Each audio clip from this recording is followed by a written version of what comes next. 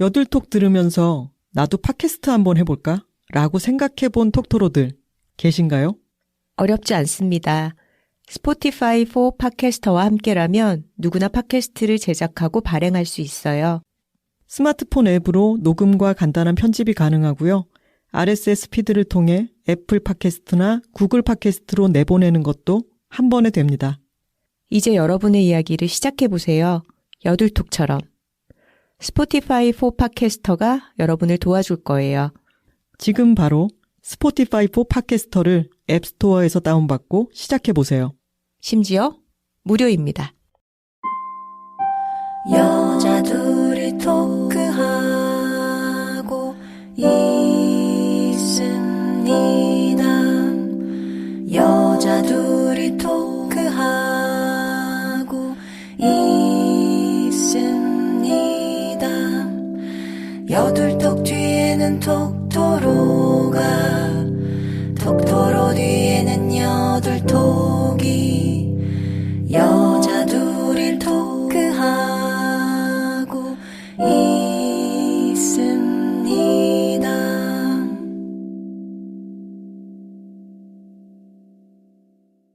여자둘이 토크하고 있습니다. 안녕하세요. 김하나입니다. 안녕하세요. 황선우입니다. 오늘은 특별한 로고송으로 여둘톡 출발해봤습니다. 정말 너무 놀라운 크리스마스 선물이었습니다. 네. 저희가 지금 크리스마스 이브 12월 24일에 여둘톡을 녹음하고 있는데요. 어제 자람 장군님에게 연락을 받았어요. 이메일로 두 분을 생각하면서 쓴 곡을 보내봤다. 한번 확인을 해봐라. 그래서 뭘까 하고 열어봤는데 이런 근사한 창작곡을 보내주셨습니다. 메일 읽어보겠습니다. 제목, 메리 크리스마스입니다. 불어 다시금 말하기도 단어가 모자라 민망한 두 분이 제 걸음들에 보내주는 진심 어린 애정. 그로부터 뿌리내린 응원에 대한 감사의 마음을 연말을 핑계로 꺼내봅니다. 늘 두 분께 따뜻한 은혜를 입으며 톡토로로서 또한 이자람이라는 아티스트로서 나만이 드릴 수 있는 선물은 무엇일까 이런저런 고민을 했었습니다. 그러다 얼마 전 집 컴퓨터 앞에서 혼자 크리스마스의 따스함을 표현해보고자 여둘톡 하며 흥얼거린 모음이 만들어졌고 옆에서 지켜보던 동거인이 제대로 녹음해서 혹 언제든 쓰실 수 있도록 하자며 저를 자신의 녹음실로 끄집어 데려갔습니다. 그렇게 완성된 크리스마스 버전 여둘톡 로고송을 보내드립니다. 원래대로면 톡토로 뒤에는 여둘톡이, 여둘톡 뒤에는 톡토로가의 순서이지만 노래를 하다 보니 첫째, 톡토로의 마음은 여둘톡 뒤에 우리 있어요가 먼저일 것 같았고 둘째, 혹여 처음 듣는 청자에게는 여둘톡이 등장한 후에 자연스레 여둘톡, 톡토로의 순서로 뒤에 소개되어야 할 것 같아서 순서를 좀 바꿔 불렀습니다. 두 분께서만 즐기셔도 톡토로 분들께 들려주셔도 원할 때 언제든 마음껏 사용하셔도 그저 소장만 하셔도 뭐든 이 메일을 통해 클릭해서 들어보실 생각만 하면 그저 좋네요. 정말 감사합니다. 두 분이 세상에 나눠주려는 모든 좋은 것들에 대해. 메리 크리스마스, 자람토로 드림. 메일에서 이 음악을 재생했는데 저는 이상하게 눈물이 나더라고요.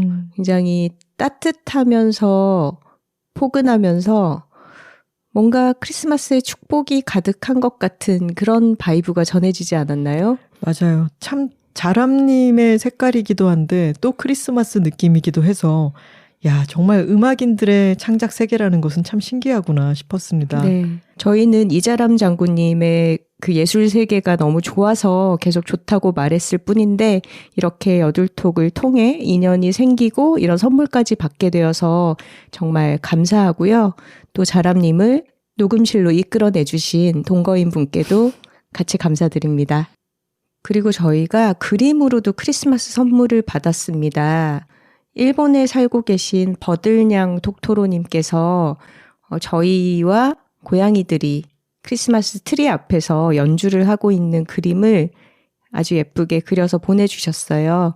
감사드리고 이 그림도 저희가 인스타그램으로 여러분들께 공유드리도록 하겠습니다. 이 그림을 찬찬히 뜯어보면 너무 귀엽고 재미있는 요소가 많은데 그중 하나가 저희 앞에 놓여있는 아주 작게 여둘픽이라고 쓰여있는 상자 안에 빼꼼히 나와 있는 러브핑크 배워머. 그리고 저희 고양이 셋의 특징도 어찌나 잘 잡아서 그려주셨는지 정말 감사드립니다. 맞아요. 아이들의 개성이 아주 살아있는 그런 그림입니다. 이 구석에 보셨어요? 배워머 옆에 제주 제주 누보가 누보. 빼꼼하게. 그리고 여자들이 살고 있습니다. 책도 꽂혀 있네요. 톡토로 여러분들도 모두 사랑하는 사람들과 사랑하는 마음을 나누면서 따뜻한 크리스마스를 보내고 계시기를 바라면서 오늘 녹음 시작해 보겠습니다. 선우 씨, 근데 저희 지난 83화 네. 괴물편이 네.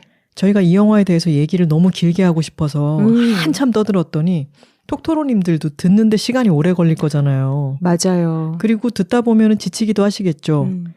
맨 마지막 아우트로에 저희가 회심에 크리스마스 송을 넣어두었는데 한 2분 반응이 있었던가요?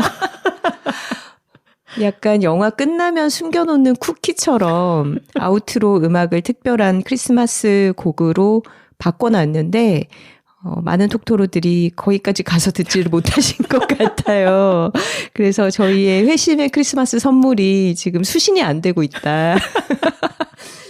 83화 올해의 영화 괴물편의 아우트로 음악을 꼭 좀 들어주십사 다시 부탁을 드립니다.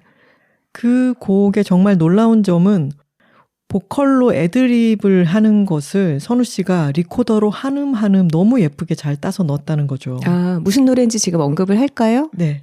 머라이어 캐리의 All I Want for Christmas is You를 리코더와 우쿨렐레로 연주를 했거든요. 근데 참 신기한 것이 저는 머라이어 캐리처럼 노래를 절대 할 수가 없어요. 하지만 저의 리코더는 할 수 있다. 저의 리코더가 막 그 화려한 보컬의 애드립을 소화할 수 있습니다, 여러분. 신기하게도. 아, 참 그러니 악기가 얼마나 신기한 물건인지. 플라스틱 리코더와 함께라면 난 어디든 갈 수 있어. 엄밀히 가지는 못하지 않나요? 어느 의미든 가닿을 수 있어. 아무튼 이 아주 소박한 진기명기의 현장을 여러분들 같이 즐겨주시기 바랍니다. 크리스마스 이브입니다. 마침 서울에는 간밤에 눈이 내려서 아침에 커튼을 딱 젖혀봤더니 맞은편에 있는 다른 집들 옥상이라든가 도로에는 눈이 많이 녹았지만 그래도 화단 같은 데가 하얗게 눈으로 덮여 있으니까 기분이 너무 좋더라고요. 맞아요. 새벽에 눈이 내려서 그런 화이트 크리스마스의 아침 풍경을 선물처럼 받아들었는데 또 오늘 날씨는 마침 기온이 많이 올라가서 또 포근한 그런 겨울날이에요. 그래서 저희 소리째 작업실에서 여느 때와 다름없이 또 일을 하고 있지만 저희는 아주 행복한 기분에 젖어서 일을 하고 있고요. 또 그것을 배가시켜준 것은 오늘 아침에 선우 씨의 깜짝 크리스마스 카드였습니다. 네. 평소에는 하나 씨가 저에게 카드를 더 자주 써주는 편인데 이번 크리스마스에는 어떻게 저만 일방적으로 카드를 써서 주게 되었네요. 죄송합니다. 저 그 카드 읽고 아침에 눈물이 핑 돌았습니다. 참 인프피와 함께 산다는 것은 언제 어디서 눈물을 터뜨릴지 항상 조마조마하면서 기대를 하게 된다고 할까요? 이게 같이 살면서 카드를 쓴다는 게 쉽지 않죠. 저도 예전에 카드를 쓸 때는 시간을 어떻게 잘 따로 떼어내서 쓰곤 했었는데 이번 해에는 제가 생일 파티를 아주 거하게 하고 나서 몇 날 며칠을 시름시름 계속 잠만 잤잖아요. 어제도 제가 난 너무 졸려 하고 일찍 잠들었더니 아침에 이렇게 기분 좋은 카드가 테이블 위에 놓여 있었네요. 너무 고마웠습니다. 메리 크리스마스. 참 크리스마스가 있다는 게 종교를 떠나서 참 좋지 않나요? 맞아요. 정말 평소에 고마웠던 사람들 그리고 너무 가까이 있어서 애정을 전하기 힘들었던 사람들을 한 번씩 불러내서 얼굴도 보고 또 감사 인사도 전하고 그렇게 할 수 있는 명절인 것 같아요. 그리고 세계적으로 크리스마스만큼 다양한 형식이 정해져 있는 명절도 흔치가 않죠. 여러 가지 문화가 많이 형성되어 있는 그런 명절이죠. 색깔만 보더라도 초록색과 빨간색 그리고 금색 또 크리스마스 캐롤이라든가 산타와 크리스마스 양말, 선물, 그리고 크리스마스를 배경으로 한 영화들까지 정말 풍성하죠. 그리고 올해는 에르데에 어드벤트 캘린더가 있어서 맞아요. 더 하루하루를 크리스마스를 기다리며 즐겁게 보냈습니다. 저희도 오늘 아침에 어드벤트 캘린더의 맨 마지막 24일 그 조그만 창을 양쪽으로 열고 아주 기분 좋게 하루를 시작했습니다. 오늘 여둘톡의 주제는 그 어드벤트 캘린더가 주는 역할과도 닿아 있겠네요. 기분 전환의 기술입니다. 톡깔 한번 갈까요? 여, 둘, 톡! 파워, 파워, 파워. 파워. 기분 전환의 기술을 특별히 우리가 2023년의 마지막 주제로 언급을 하는 건 겨울에 우리에게 좀 크리스마스와 같은 어떤 기분 전환의 계기 같은 게 많이 필요하기 때문이 아닐까요? 만약에 크리스마스가 없다면은 겨울이 점점 깊어가고 어두워지고 추운 기간이 아직 한참 많이 남았을 때 이게 동지 연절이잖아요.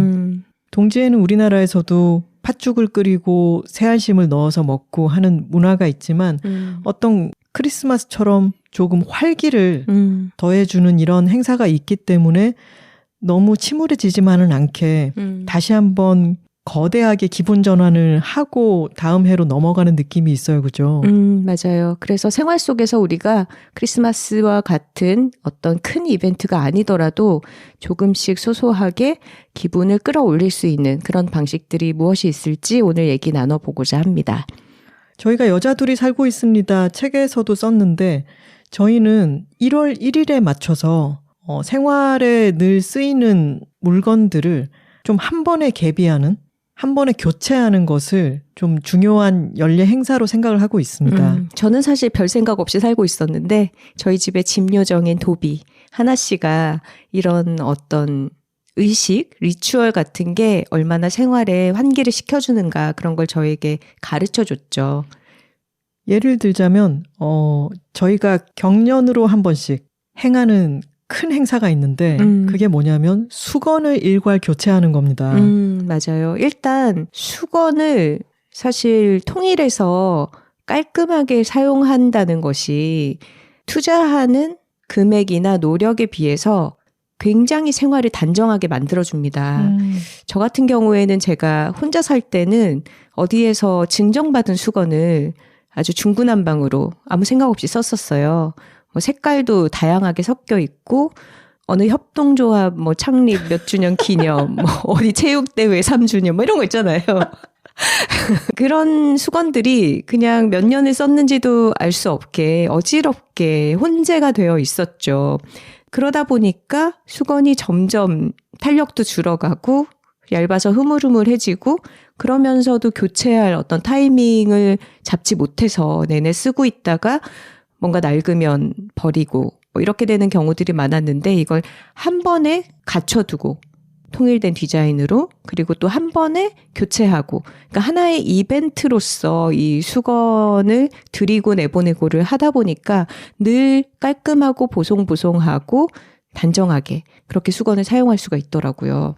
마침 저희가 함께 살기 시작한 것이 12월이었기 때문에 1월 1일에 수건을 교체하기 위해서 그 전에 미리 수건을 주문을 해놨죠. 저희 집에서는 흰색 수건을 10장을 쓰는데요. 물론 그 10장만으로 여름철에는 또 모자랄 때도 있기 때문에 이건 제가 빨래를 아주 즐기는 사람이기 때문에 10장으로 돌아가면서 생활하기에 부족함이 없는 개수인 거죠, 두 사람이. 그렇죠. 그리고 혹시나 모자랄 때는 여벌의 수건들이 있기는 하죠. 그것은 저희가 늘 쓰는 장에 있지는 않고 안쪽 화장실 장에 들어있는데 10장으로도 충분히 생활이 가능하고 또 각자 집에 수건 넣는 장이 있잖아요. 욕실장의 크기도 다 다르기 때문에 자신의 장이 수납할 수 있는 만큼의 수건 개수와 수건의 두께도 생각을 해서 결정을 해야 됩니다. 도톰한 수건을 좋아하는 분들도 있고 얇은 수건을 좋아하는 분들도 있는데 도톰한 수건이 좋다고 해가지고 찾아봐서 가장 두툼한 수건을 사시게 되면은 그거는 이렇게 접었을 때 부피를 많이 차지하게 되기 때문에 그렇죠. 오히려 덜 단정하게 될 수도 있어요. 그거는 수건을 사 보시다 보면은 감을 가지시게 될 텐데 저희가 책에도 경년이라고 표현을 했잖아요. 그러니까 2년에 한 번씩 수건을 교체하고 저희는 올해가 수건을 교체하는 해이기 때문에 며칠 뒤 1월 1일을 기다리고 있는데요. 네, 매년 바꾸면 조금 낭비가 아닌가 싶기도 하고 이걸 홀수해 또는 짝수해 자신의 건강검진, 공단검진 연도와 연결해서 기억을 하시면은 편리하겠죠. 근데 책 리뷰에도 보면은 이 작가님들은 매년 수건을 바꾸신다고 한다. 그래서 나도 수건을 1년에 한 번씩 바꾸기로 했다. 이런 리뷰들을 볼 때가 있는데 큰 오해입니다. 네, 1년은 너무 짧습니다. 맞습니다. 저희가 그렇게까지 사치스럽진 않습니다. 그리고 2년을 수건을 쓰고 나면은 어떤 수건이 좀 더 많이 발해 있거나 좀 더 낡은 수건이 있어요.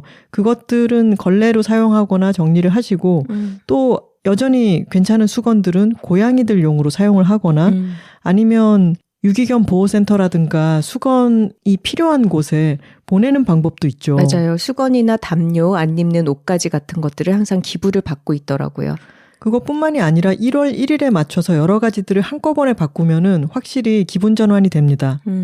이를테면 설거지할 때 쓰는 수세미라든가 샤워 타월이라든가 칫솔 그리고 저희 집은 브리타 정수기를 쓰니까 또 고양이들도 정수기가 있기 때문에 그 정수기 필터를 원래 한 달에 한 번? 네, 한 달에 하죠. 1일에 교체를 하기는 하죠. 그것도 교체를 해주고 고무장갑 같은 것도 한 달에 한 번씩 교체하지는 않지만 이때는 날짜를 맞춰서 교체를 해주면 전체적으로 집을 뭐 리모델링을 한다거나 대대적인 대청소를 한다거나 하는 것은 쉽지 않은 일이지만 이것들을 한 번에 교체하는 것만으로도 꽤나 큰 기분 전환의 효과를 누릴 수 있습니다. 맞습니다.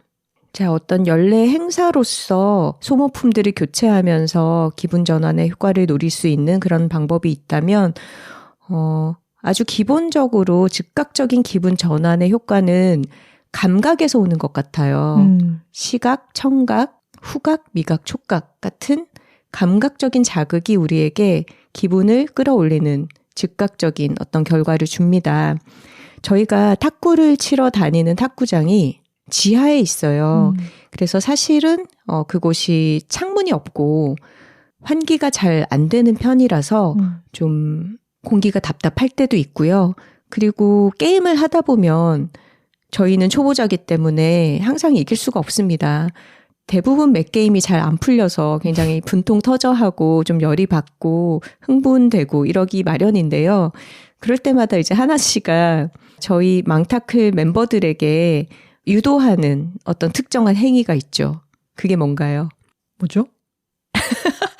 저희 탁구장 벽에 굉장히 뜬금없이 걸개 그림이라고 해야 되나요? 이 프린트가 된 천에 마치 어디 알프스 즈음이 아닐까 싶은 되게 뾰족한 유럽의 그런 설산의 봉우리가 사진 프린트로 되어 있어요. 그래서 그게 걸려 있거든요. 그러니까 창이 없는 탁구장 안에 그 산이 마치 창처럼 그림이 걸려 있는 거예요. 근데 저희가 좀 게임하다가 안 풀려서 씩씩대고 있으면 하나씩 항상 설산 한번 보자. 이렇게 얘기를 해요.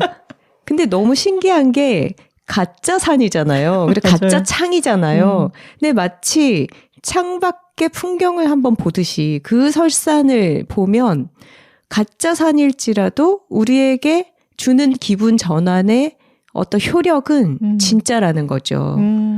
왜냐하면 그 게임에서 한 발 빠져나와서 먼 산의 풍경을 보면서 나의 흥분된 기분도 가라앉히고 좀 이 게임의 열기로부터도 한풀 나의 온도를 좀 식히는 그런 효력이 발생을 합니다.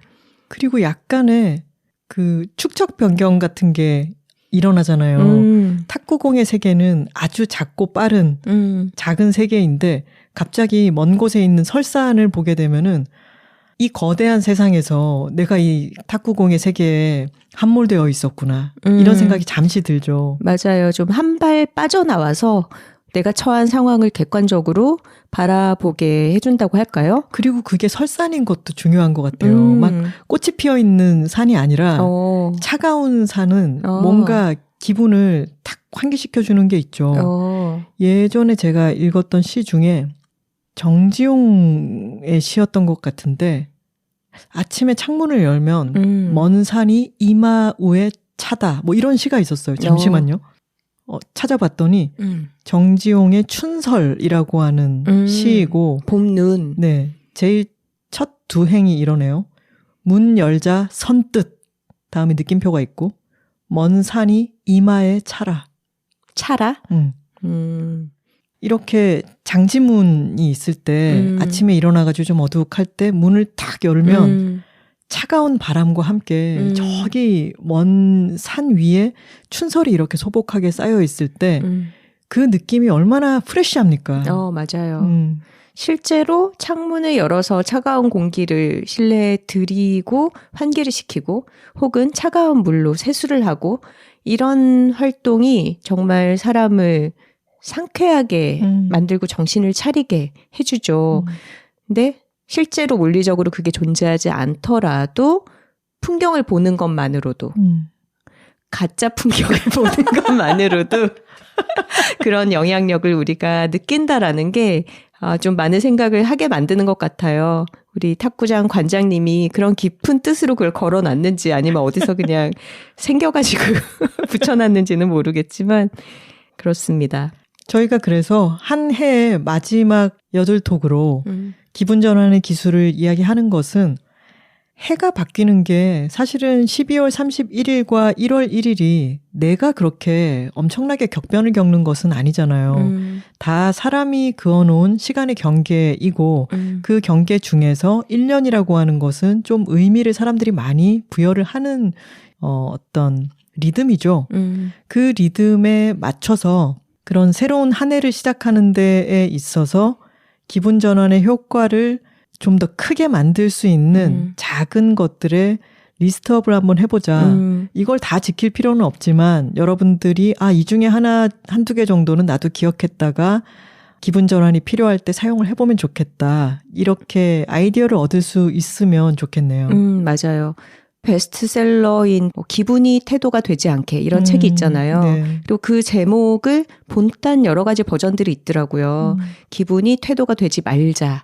엄마의 기분이 아이의 태도가 되지 않도록 뭐 이런 여러 가지 변주되는 제목으로 활용이 되던데 그런 걸 보면 우리가 얼마나 자기 기분대로 태도가 바뀌는 사람들에게 스트레스를 많이 받고 있는가 그런 것의 반증인 것 같아요. 그리고 사실은 기분대로 굴 수 있는 사람들이 많진 않죠. 왜냐하면 대부분의 경우에 우리가 단체 생활을 하거나 할 때 기분이 나빠도 그걸 티를 안 내면서 일을 해야 하죠. 근데 스스로는 물론 그 기분에서 빠져나오려는 노력을 하겠지만 자기 기분대로 멋대로 굴 수 있는 사람들은 이미 어떤 조직이나 단체, 집단 안에서는 좀 권력을 갖고 있거나 한 경우들이 많이 있죠. 근데 어쨌거나 성숙한 인간의 지표는 자기 기분이 썩 좋지 않더라도 타인과 함께 생활하는 시공간 안에서는 그것을 좀 숨길 줄도 알고 금방 좀 거기서 빠져나올 줄도 아는 그런 인간이 인격적으로 성숙한 인간일 것이고 우리는 그러려는 노력을 좀 해보자. 그런 의미에서 기분 전환의 기술, 자기 자신에게 적용할 수 있는 기분 전환의 기술을 다양하게 가진 사람이야말로 좀 좋은 어른, 성숙한 인간에 가까워질 수 있는 그런 기술을 가진 사람이 아닌가 이런 생각이 듭니다. 기분 전환이 되려면 평소와 똑같아서는 그게 잘 전환이 되지 않는 것 같아요. 일상적으로 편안하게 누리는 것들이 있고 가끔 누리는 약간은 특별한 것들이 기분 전환을 가져오죠. 맞습니다. 제가 지금 1년에 한두 번 입는 스웨터를 입었어요. 그러네요. 네, 크리스마스 즈음에 가끔씩 꺼내 입는 빨간색 스웨터거든요. 근데 제가 평소에 이런 색깔의 옷은 잘 입진 않죠. 하지만 오늘은 크리스마스 이브고 물론 즐겁게 녹음을 하러 오긴 했지만 일하러 오는 길이고 하니까 좀 기분을 끌어올리고 싶다 해서 이 빨간 스웨터와 함께 초록색 베레모를 매치를 했습니다. 그래서 저는 지금 약간 인간 크리스마스 트리? 인간 루돌프예요. 그런 느낌으로 앉아 있고요. 하나 씨도 오늘 기분 전환의 기술을 이야기하기 위해서 또 기분 전환이 되는 그런 아이템을 꺼내서 착용을 했더라고요. 아, 저 양말요? 아니, 비니. 아, 저는 오늘 핑크색 비니를 썼고 초록색의 크리스마스 양말을 또 몰래 신고 있습니다. 저도 초록색 양말 신었어요. 우리 둘 다 나름 그러네요. 크리스마스 의상을 신경을 썼네요. 근데 이 크리스마스의 색깔, 아까 잠깐 얘기했지만 초록색과 빨간색이라고 하는 게 정말 본능적으로 활력을 주는 색이기는 합니다. 우리나라에서도 색동의 초록색과 빨간색, 초록저고리 다홍치마라는 말이 있잖아요. 그런 색 조합이라는 거는 왜 희생제의 같은 게 있잖아요. 산 재물을 너무 갑자기 크리스마스인데 미드소마가 떠오르는데요. 아 근데 다 있다고요. 이렇게 피를 뿌려서 제례를 지내고 그곳에서 초록색 새싹이 올라오는 그런 것들이 이제 우리가 산 생명을 잡아서 식물이든 동물이 됐든 그것을 섭취하고 그러고 난 뒤에 또 살아가잖아요. 그러니까 죽음과 삶이 계속해서 이렇게 변전하는 그런 것이 색상에도 담겨 있고 활기, 활력, 생명 이런 것을 뜻하기도 하죠. 이거 문화사적인 어떤 상징을 얘기를 하는 거니까 갑자기 피 얘기 듣고 우리 양토로 호토로 울지 마세요. 죄송합니다. 그런데 우리가 조금은 비일상적인 걸 기분 전환을 위해서 활용한다라고는 하지만 또 너무 멀리 있는 것들로만 기분 전환을 하려고 하면 성취가 불가능해요. 예를 들어서 가장 쉬운 기분 전환은 어딘가 좋은 장소에 나를 데려다 놓는 거잖아요. 근데 예를 들면 나는 에펠탑의 불빛이 반짝거리는 걸 보면 너무 기분 전환이 돼. 하지만 할 수 없잖아. 우리가 정말 1년에 한 번, 2년에 한 번 하기도 힘든 그런 걸로 기분 전환이 된다고 하면은 그 목표가 너무 높기 때문에 조금 비일상적인 요소가 있지만 가까운데 그런 걸 둠으로써 그걸 보고 뭐 만지거나 취하거나 하면서 기분을 바꾸는 그런 게 좀 필요한 것 같아요. 저는 요즘 유행하는 아이템들 중에서 그 털복숭이 키링 있잖아요. 맞아요. 요즘 그 털복숭이 키링을 많이들 하더라고요. 맞아요. 본인의 이제 가방에 걸고 다니시는 분들이 많은데 사실 그게 휴대품에 달고 다니기에는 묘하게 좀 사이즈가 크죠. 묘하지 않고 되게 커요, 그냥. 그리고 색깔도 굉장히 알록달록한 경우가 많고 뭔가 부숭부숭한 털 소재로 되어 있고 그런데 저도 최근에 그거를 지갑에다가 하나 달았거든요. 근데 너무 웃긴 게 지갑은 이런 장지갑 뭐 이런 게 아니라 카드 지갑 진짜 엄청 작은 작잖아요. 지갑이죠. 근데 지갑보다 더 큰 키링을 달아서 지금 이 테이블 위에 올려놨어요. 이게 제가 지갑을 가방 안에 넣고 다니는데 찾기가 너무 힘들어가지고 손에 이제 더듬더듬 했을 때 손에 걸리게끔 키링을 요즘 유행하는 걸 하나 달아야겠다 생각해서 달았는데 이거를 가방 안에서 손에 잡힐 때마다 기분이 되게 좋아요. 일단 폭신폭신하고 생김새도 귀엽고 이게 손에 닿았을 때 감촉도 따뜻하고 이러니까 하루에 지갑을 사용하는 횟수가 꽤 많잖아요. 우리가 지갑을 내내 보고 있지는 않지만 지갑을 찾아서 결제를 하는 뭐 한 5-6번은 되는 그 횟수마다 매번 기분이 아주 좋아집니다. 오늘 선우 씨가 우리 크리스마스라고 조각 케이크 사러 동네 카페에 갔을 때도 계산하고 나서 갑자기 저한테 뜬금없이 자 만져봐라. 만졌더니 기분은 좋더라고요. 되게 선심 쓰듯이 한 번씩 한번 만지게 해줄게 이러고 제 키링을 대여해 주는 거죠. 그런데 생각해 보면은 저도 제 지갑을 기분 전환 용도로 그 지갑을 오래 쓰고 있네요. 저는 지금 한 디자인의 지갑을 3개째 바꿔가면서 13년째 쓰고 있는데 이게 초록색에 노란색과 파란색이 들어가 있는 브라질 국기 모양이잖아요. 이걸 제가 브라질에서 사왔고 그리고 브라질에서 들어오는 친구에게 이거 똑같은 걸 더 사달라라고 해서 지금 이거를 계속 바꿔가면서 한 지갑을 쓰고 있는데 그 이유는 뭐냐면 브라질은 우리나라 딱 반대편에 있는 나라잖아요. 지구상으로 봤을 때. 근데 그 나라의 너무나 낙천적인 여러 기운과 음악과 사람들의 친절도와 이런 것들이 그 느긋함 같은 게 너무 좋아서 제가 언제 다시 브라질에 가게 될지는 모르지만 이 바쁜 한국에서 사는 동안 그 낙천성을 지갑을 볼 때마다 잠깐이라도 느꼈으면 좋겠다라고 생각해서 이 지갑을 쓰고 있는 거거든요. 그것도 저에게는 기분 전환을 위한 아이템이네요. 맞아요. 그리고 워낙 독특한 지갑이어서 잃어버렸을 때 찾기도 쉽죠. 저희가 여둘 실수담 때 언급했던 것처럼 패스트푸드점에서 지갑을 떨어뜨리고 왔는데 이제 그게 습득이 되어 있는지 분실물이 전화를 했을 때 서로 간에 너무 식별이 확실한 거예요. 저 지갑을 두고 왔는데 초록색 브라질 국기 어서 오세요. 이렇게 되는 거죠. 근데 놀랍게도 그게 실수담 편이 아니라 그래요? 실수담 편이 아니라 그 다음 주 방송이었는데 우리가 또 실수를 했구나. 그 편이 뭐였더라? 세상의 변화에 적응하는 법. 맞다. 그 편이었어요. 그러네. 실수는 늘 버리고 있다, 우리가. 맞습니다. 기분 전환이라고 하는 것은 무슨 생애 전환이 아니잖아요. 그러니까 평범한 일상생활을 하다가 작은 리프레시들을 하는 거죠. 그렇죠. 아주 수많은 작은 기분 좋은 것들이 있습니다. 그야말로 클레어 키건의 책 제목처럼 이처럼 사소한 것들이죠. 이를테면 크록스를 신으시는 분들은 크록스에 요즘 유행하는 게 지비츠라는 거잖아요. 그렇죠. 지비츠의 세계가 또 너무 재밌잖아요.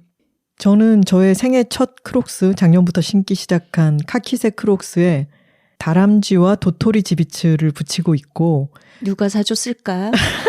선우 씨가 사준 거죠.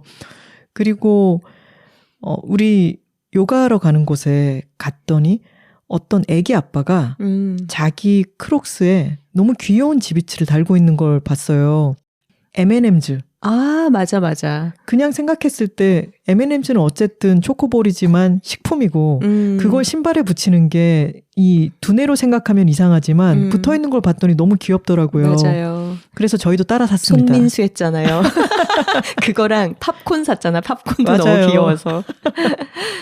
그리고 또 비슷하게는 신발을 세척을 맡겨서 다시 뽀송하게 신는다든가 아니면 새로 사가지고 새 신발을 신는 것은 번거로운 일이잖아요. 근데 왜 쇼핑몰 같은 데 갔을 때 여러분 ABC 마트 같은 데 있죠. 거기서 내 신발끈 길이에 맞는 신발끈만 하나 새로 사서 바꿔 끼워도 기분이 아주 상쾌해집니다. 저도 일상적으로 정말 기분 전환을 쉽게 할 수 있는 방법이 있는 것 같아요. 손 씻기. 근데 손을 자신이 좋아하는 핸드워시, 그러니까 어떤 감촉이나 거품의 양이나 향에 있어서 그 선호도가 다 다르잖아요. 근데 우리가 공공장소에서는 내 마음에 드는 어떤 비누나 핸드워시로 손을 씻게 되는 경우가 잘 없잖아요. 근데 집이든 사무실이든 내 공간에 내가 좋아하는 핸드워시를 두고, 그리고 저는 또 온도에 굉장히 민감해서 찬물로 손 씻는 거 되게 싫어하거든요. 따뜻한 물에 거품을 충분히 내서 향을 즐기면서 손을 씻고, 그러고 나서 또 좋아하는 향과 보습도 적절한 유분과 수분이 함유된 그런 핸드크림을 발라주는 거. 이게 하루에도 몇 번씩 할 수 있지만 할 때마다 정말 기분이 좋아지는 행위인 것 같아요. 그래서 저희가 지금 작업실 소리재에서 녹음을 하고 있는데 소리재는 흰옥 제품을 구비하고 있습니다. 흰옥의 핸드워시는 저희가 여둘 애드로도 소개한 적이 있어서 톡토로들도 많이 사용을 하고 계시죠. 그 특유의 편백향과 아주 적절한 깔끔함 정도 때문에 저희가 아주 잘 애용을 하고 있는데, 흰옥에서 핸드크림이 또 출시가 됐어요. 이번 겨울에. 그래서 지금 즐겨 사용을 하고 있습니다. 근데 저는 핸드크림 사용할 때 항상 적절하게 보습이 되면서 또 너무 유분기가 없지 않아서 이게 유지되는, 그걸 되게 중요하게 생각하고 휴대를 위한 사이즈나 이 뚜껑에 얼마나 이 크림이 묻어나는가, 새지는 않는가, 이런 여러 가지의 핸드크림의 기준들이 있잖아요. 근데 흰옥 제품이 정말 모든 것을 잘 만족시키는 그런 핸드크림이에요, 저에게는. 되게 본격적으로 이렇게 소개를 하니까 여둘 애드 같네요. 애드는 아닙니다. 그냥 제가 좋아하는 제품이다, 이런 근데 것입니다. 이번에 이 흰옥 핸드크림이 저도 참 좋은 것은 그 홀더 때문에 더 그런 것 같아요. 핸드크림을 세워두고 쓸 수 있게 세라믹으로 된 홀더가 같이 세트로 구성이 돼 있죠. 네, 근데 흰옥은 제주 편백을 사용하니까 그 홀더 자체를 제주 현무암이랑 그냥 똑같아요. 그런 느낌으로 핸드크림을 꽂으면 약간 삐딱하게 서 있는데 그거를 세면대에서 볼 때마다 제주도 생각이 나죠. 설산 보는 거랑 약간 비슷한 거예요. 맞아요. 그리고 크림이 어디 갔는지 계속 돌아다녀서 찾을 필요가 없이 자리를 딱 정해주니까 그것도 욕실이 깔끔하게 관리가 되고요. 핸드크림 얘기를 하니까 또 생각이 나는 게 저희 집 욕실에 좀 저희가 평소 편하게 사용하는 것과는 약간은 이질적인 바디 클렌저가 있잖아요. 있죠. 샤넬 넘버 5. 평소에 저희가 좋아하는 바디 클렌저의 스타일은 조금 더 상쾌한 향 아니면 조금 더 달콤한 향 계열인데 샤넬 넘버 5는 그 향수를 맡아보신 분들도 계시겠지만 좀 파우더리하면서 화려해요, 향이. 그래서 자주 쓰게 되지는 않죠. 하지만 가끔씩 꺼냈으면 굉장히 기분 전환이 되죠. 네, 그래서 저는 한 달에 2-3번 정도 쓰는 것 같은데 오늘 중요한 이벤트가 있다거나 뭐 아니면 얼마 전에는 이제 제 생일이라거나 그럴 때 샤워를 하면서 오늘은 특별하게 이걸 써볼까? 라고 그걸 사용하게 되면은 샤워를 하는 동안 오늘이 다른 날과는 좀 다르다라고 하는 것을 향으로도 촉감으로도 다시 한번 되새기게 되죠. 맞아요. 왜 우울은 수용성이다 뭐 이런 얘기도 있는데 좀 우울증이 있으신 분들은 자신의 생활 환경이나 자기 몸을 단정하게 깨끗하게 관리하는 것 자체가 좀 의욕을 필요로 하는 일이기 때문에 무기력할 때는 그게 잘 안 된다라는 얘기를 많이 하는데 어떤 특정한 향을 즐기는 행위로 목욕이나 샤워를 인식하게 되면은 일단 씻고 나면 기분이 좋아지잖아요. 그러니까 씻게끔 만드는 동기부여로서도 작용을 하는 것 같습니다. 근데 씻는 동기부여로 쓰기에는 너무 비싸긴 하죠. 그건 그래. 어디서 선물 받아가지고 이거를 사용해보고 나서 제가 이런 샤워용품에서 비싼 거를 그렇게 고집하거나 하지 않는 편이고 그리고 제가 평소에 즐기는 향에 비해서는 너무너무 화려한 향이긴 한데 황소 누나 이거는 하나 사둬야겠어. 특별한 날을 위해서 라고 해서 저희가 백화점에 이걸 사러 갔는데 가격을 듣고 깜짝 놀랐지만 그래도 이건 사자 해서 샀죠. 근데 그때 이후로 몇 년간 아주 가끔씩만 사용하기 때문에 기분 전환을 아주 톡톡히 해주고 있습니다. 그래서 빨리 써야 될 것 같기도 해요. 유통기한이라는 것이 있잖아요. 맞아요. 샤워 클렌저도. 네. 자, 바디 클렌저나 향수, 핸드워시, 핸드크림. 이렇게 우리가 몸에 적용하는 어떤 향의 영역이 있다면 또 먹고 마시는 쪽에 향의 세계가 있죠. 저희가 최근에 친구들과 송년회를 하면서 참 맛있게 마셨던 차가 있습니다.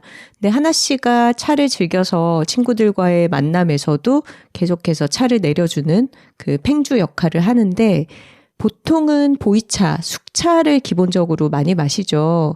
그런데 이번에 같이 나눠 먹고 참 반응이 좋았던 우롱차가 있었어요. 동방미인이라는 이름의 우롱차입니다. 이번에 마신 동방미인은 소설 스노볼과 내가 있는 요일. 그때 저희가 네가 있는 요일이니 없는 요일이니 한참 얘기를 했던 그 책을 쓰신 박소영 톡토로님께서 별명은 스노볼 토로님이죠.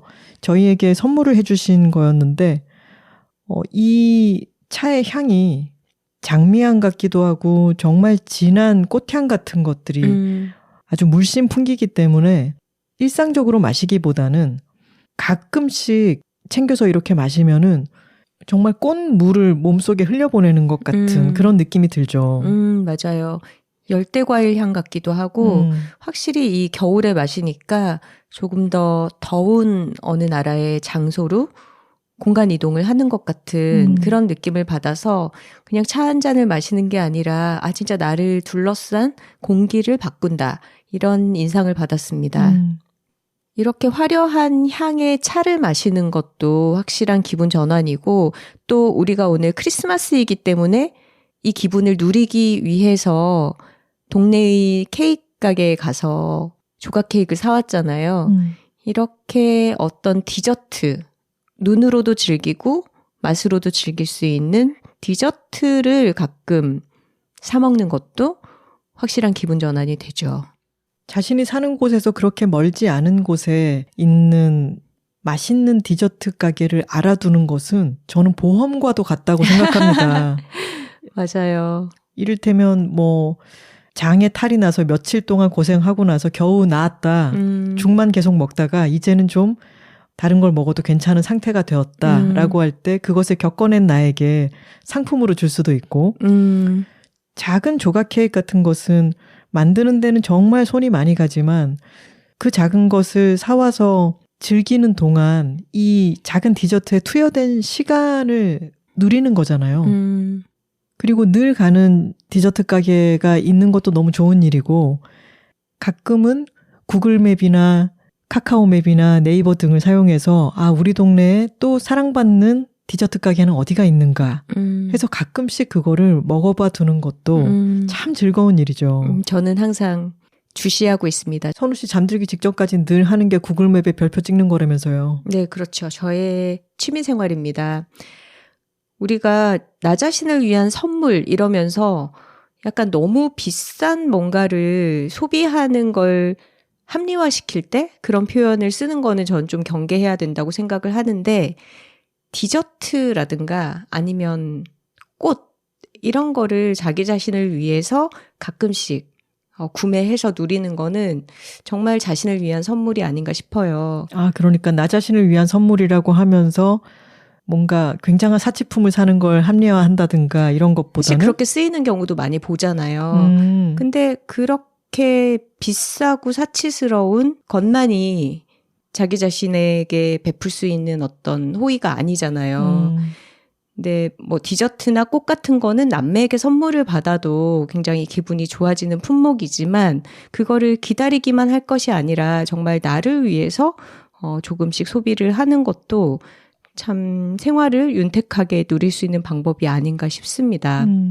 저는 해화연을 한 달에 한 번씩 모임을 갖고 있잖아요. 우리 수아진의 진 선배가 플로리스트로 우리의 꽃 선생님이 되어주고 그리고 한 달에 한 번씩 모임을 갖고 싶은 이 좋은 멤버들과 함께 꽃을 수업을 받으면서 만나서 또 놀기도 하고 그런 모임인데 그 시간이 저에게는 은미체 중에 정말 중요한 어떤 미적인 부분을 채워주는 시간이거든요. 그래서 꽃을 한 달에 한 번 정도의 빈도로 누린다는 게 생활에서 환기시켜주는 부분이 정말 크구나. 그리고 이 계절의 아름다움을 색과 질감과 어떤 조형미로써 제대로 누리게 해주는구나 싶어서 저에게는 또 굉장히 저를 위한 선물이죠. 정말 한 달에 한 번. 그리고 왜 꽃집에 들어가면은 나는 향이 있잖아요.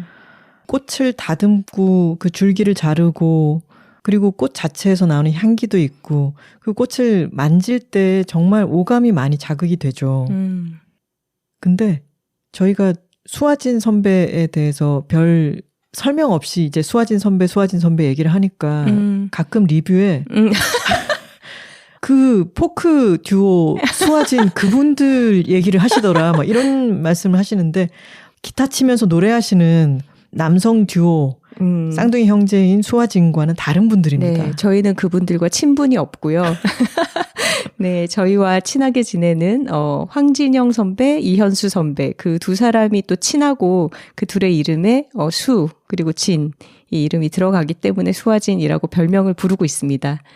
우리 오래된 톡토로들은 알고 계시겠지만 또 신규 유입되신 그렇죠. 역주행하고 계신 톡토로들을 위해서 인물 설명 좀 해봤습니다.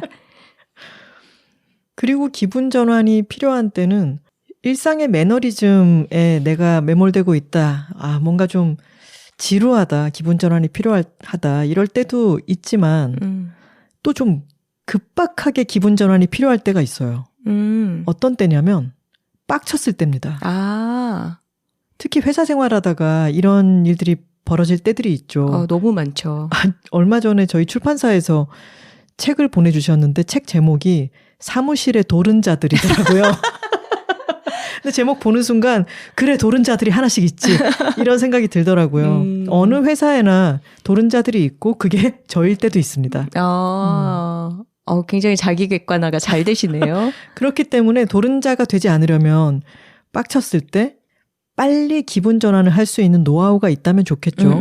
사실 그럴 때는 좀 밖에 한번 나가서 바람 쐬고 오는 게 제일 좋은 것 같아요. 그게 제일 좋아요, 사실은. 회사 다닐 때 저희는 흡연자들이 아니지만 담배 피는 사람들이 제일 부러운 게 좀 그런 순간이었잖아요. 되게 정당하게 자리를 비울 수 있고 그렇게 나가서 또 얘기 나누면서 네트워킹을 하기도 하고 뭐 그런 부분은 조금 부럽기도 했는데 뭐 흡연자가 아니라도 사무실 밖으로 나가서 바람도 쐬고 스트레칭도 한번 하고 그러고 들어오면 좀 그 도른자들을 상대할 수 있는 에너지 게이지가 다시 올라가죠. 근데 몸을 간단하게라도 좀 움직여보는 것도 확실히 기분 전환에 도움이 되는 것 같습니다. 요가를 안 하시는 분들은 다운독이라고 하는 자세를 한번 찾아보시면 사무실에서 하기는 쉽지는 않겠지만 그렇죠. 약간 간단하게는 그 다운독 자세를 변형해서 원래의 다운독 자세는 바닥에 손과 발을 대고 엉덩이가 이렇게 솟아있는 시옷자 모양으로 몸을 만드는 거죠. 그리고 등, 척추를 쭉 펴주는 그 동작을 다운독이라고 하는데 사무실에서는 테이블 위에다가 양손을 올리고 몸을 약간 기역자로 해서 등을 쭉 펴주는 동작을 한번 해보시면은 정말 개운하죠. 내향인들도 그런 거 할 수 있나요? 안 해본 것 같네요. 바람 쐬러 사무실 밖에 나가서 한 번씩 하고 들어오셔도 좋겠습니다. 저 얼마 전에 봤던 어떤 빡침을 풀도록 마련되어 있는 그 상황 중에 제일 재밌었던 게 서울의 봄 영화가 지금 1000만 관객을 돌파했잖아요. 그래요. 네, 근데 상영관에 서울의 봄을 보면은 좀 화가 날 수밖에 너무 없잖아요. 나죠. 네, 너무 정말 나죠. 우리 역사에서 좀 수치스럽고 분노를 일으키는 그 시기를 배경으로 한 영화이기 때문에 특정 인물에 대해서 특히 굉장한 분노가 올라오는데 그걸 해소하라고 두더지 잡기 게임을 설치를 해놨더라고요. 영화관 로비에. 근데 필요하겠죠. 정말 그 빡침을 해소하기 위해서 게다가 우리 두더지 뿅뿅 튀어나오는 그 두더지를 망치로 때리는 게임이잖아요. 그 두더지의 생김새를 생각해보면 대머리 아니겠습니까? 그래서 대머리 보고 화난 마음 여기다 풀고 가셔라. 근데 그런 게임도 확실히 좀 화난 마음들을 해소하는 데 도움이 되죠.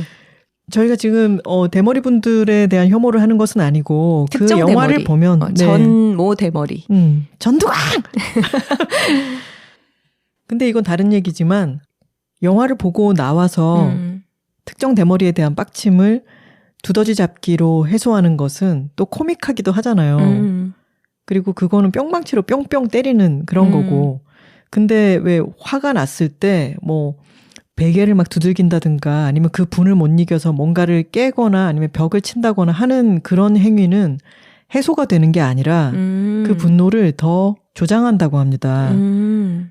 제가 너무 정색하고 얘기한 경향은 있지만 너무 이제 즉각적인 어떤 해소 방법인 거네요. 그러니까 그게 해소가 아니라는 거죠. 그냥 표현인 뿐이다. 그 표현이고 그 표현 자체가 더 돋운데요. 지금 흥분해 있는 감정을 더 돋우기 때문에 내가 지금 이 스트레스를 해소하기 위해서라도 내가 지금 뭐라도 막 어떻게 갈겨야겠어 이런 마음이 드는 것은 조심하셔야 된다고 합니다. 그쵸. 오히려. 그것이야말로 기분이 태도가 되고 있는 현장인 거잖아요. 맞아요. 그러니까 우리가 그래도 타인들과 함께 공동생활을 하는 인간이면 약간 문명화된 방식, 두더지 잡기, 나 펀치 게임 뭐 이런 게 될 수도 있겠고 아니면 지금 떠오른 건데 코인 노래방 같은 데 가서 소리 지르는 그렇게 발산하면서 노래하는 것도 기분 전환의 방식이 될 수 있겠네요. 그리고 코인 노래방은 짧게 갈 수 있고 우리가 뭐 1시간, 2시간씩 가서 있을 게 아니니까 몇 곡만 하고 깔끔하게 나올 수도 있고 좋은 방법이네요. 다시 강조드리지만 너무 화가 났을 때는 왜 리프레쉬라고 하는 말을 보면 프레쉬를 다시 한번 하는 거잖아요. 그러니까 내가 밖에 나가서 잠깐 산책할 여건이 안 된다면은 잠깐 창문이라도 열어서 창문 앞에서 새로운 프레쉬한 공기라도 마시는 게 확실히 도움이 됩니다. 그치. 프레쉬해져야지 우리가 플래시 앤 블러드 해주면 안 되잖아요. 그러면 안 되죠. 큰일 나죠. 기분 전환을 하는 데 있어서 또 되게 도움이 되는 게 음악을 듣거나 영화를 보는 그런 일이죠. 우리가 여둘톡의 첫 음악 방송에서 선곡했던 곡 중에 바시아의 음악 즉각적으로 기분 전환이 되는 곡이죠. 맞아요. Third Time Lucky. 그렇게 소개를 해드린 바가 있었고요. 그리고 하나 씨는 기분 전환용으로 보는 영화 어떤 작품이 있나요? 내가 지금 기분 전환이 필요하다 이럴 때는 너무 심오한 영화를 보게 되면은 더 탈진하게 되지 않나요? 맞아요. 그리고 막 미장센을 뭔가 예술적인 의미를 파고들면서 보기보다는 그냥 즉각적으로 보기만 해도 기분 좋아지는 그런 캐릭터나 등장 인물이 좀 도움이 되는 것 같아요. 저는 확 떠오르는 거는 패딩턴 2요. 지금 표정이 너무 좋아. 패딩턴 2 얘기하면서 얼굴이 너무 행복해. 이런 거지. 여러분 안 보신 분들이 계시다면은 뭐 패딩턴 1도 너무 귀엽지만 패딩턴 2는 걸작입니다.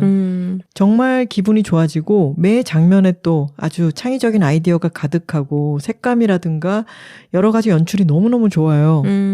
그리고 전 연령 관람가 아닌가요? 그럼요. 이런 연말이나 크리스마스 시즌에 보기에 정말 더할 나위 없이 좋은 영화라고 생각합니다. 선우 씨는요? 저도 패딩턴 2 너무 좋아하고요.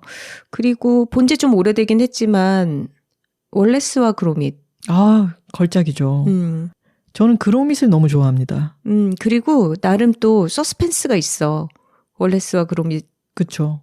그 아주 무서운 펭귄이 나오는 편이 있거든요. 그 펭귄이 진짜 무섭잖아요. 무서운 펭귄은 진짜 무섭죠. 지비츠 중에도 월레스 앤 그로밋 지비츠가 있어서 저희는 사놨답니다. 그리고 전연령 관람가로 생각하면 또 꼬마 돼지 베이브도 너무너무 좋아하는 영화입니다. 주로 동물이 나오는 영화들이네요. 이거는 전 연령 관람가로 말씀을 드리는 것이고 시즌이 시즌인 만큼 그리고 언제 봐도 너무나 기분 좋아지는 걸작들이죠. 이 세 영화는. 근데 생각해보니까 또 동물이 너무 현실적으로 출연하면 마음 아픈 일들이 생기기 때문에 편하게 볼 수가 없는 것 같고 다 어느 정도의 의인화를 거친 영화들이잖아요. 그렇긴 하죠. 네. 패딩턴 너무 문명화된 곰이잖아요. 더플 코트를 입고 여행 가방을 들고 다니면서 마멀레이드 잼을 만들고 그 부분이 좀 우리가 마음 편히 볼 수 있는 요소인 것 같네요. 그리고 기분 전환용으로 영화를 볼 때는 저는 어느 정도 장르물의 공식을 따라가는 물론 그게 너무 뻔하게 흘러가면은 식상한 영화가 되겠지만 약간의 새로움이 있으면서 장르 공식에 충실한 영화를 따라갈 때 기분이 그냥 쉽게 좋아지죠. 아니 진짜 어릴 때는 더 열린 결말 선호하고 좀 반전, 예상하지 못한 엔딩 이런 걸 좋아했는데 나이를 먹을수록 오히려 편안한 해피엔딩, 기승전결 확실하고 해피엔딩으로 끝나는 그런 디즈니적인 스토리들 저는 좋아지는 것 같아요. 세상이 너무 고통으로 가득 차 있기 때문이지. 그럴 수 있죠.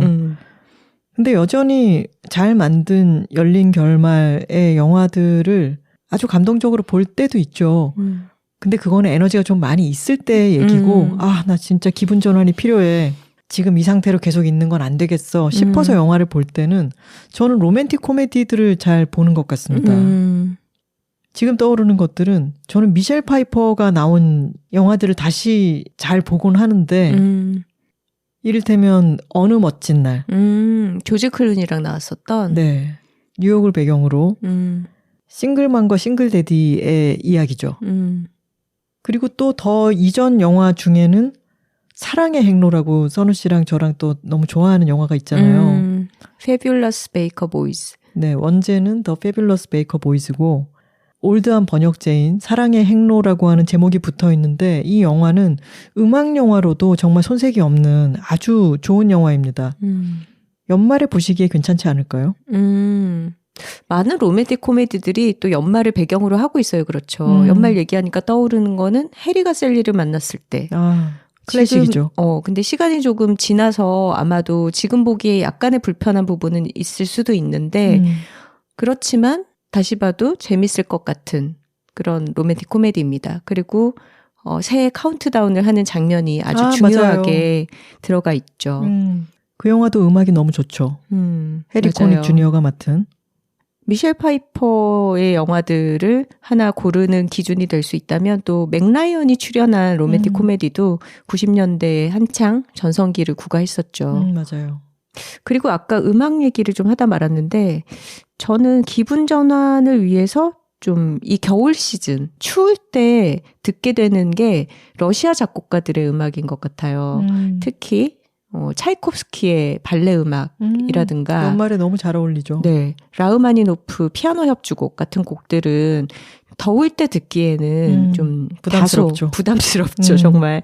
근데 이렇게 좀 공기가 쌀쌀하고 춥고 뭔가 마음도 스스란할 때 들으면 굉장히 휘몰아치는 어떤 눈밭 같은 게 눈앞에 떠오르고 감정을 좀 평소보다는 더 격하게 음악과 함께 쏟아내고 나서 좀 잦아드는 그런 경험을 하게 되는 것 같아요.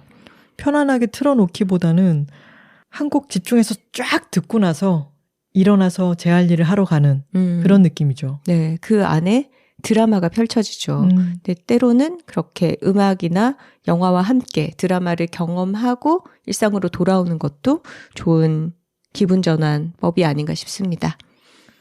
저희가 오늘 저희에게 생각나는 대로 기분 전환을 할 수 있는 여러 가지 작은 것들은 뭐가 있을까 이야기를 나눠봤는데 톡토로 여러분들도 기분 전환이 확실히 되는 것들을 저희에게 알려주셔도 좋을 것 같고 그리고 오감을 이렇게 써보시고 확실하게 나한테 기분 전환을 해줄 수 있는 맛 같은 건 뭐가 있을까? 왜 이 얘기를 하니까 간장게장이 바로 떠오르죠, 저는? 저는 젤리 생각하고 있었어요.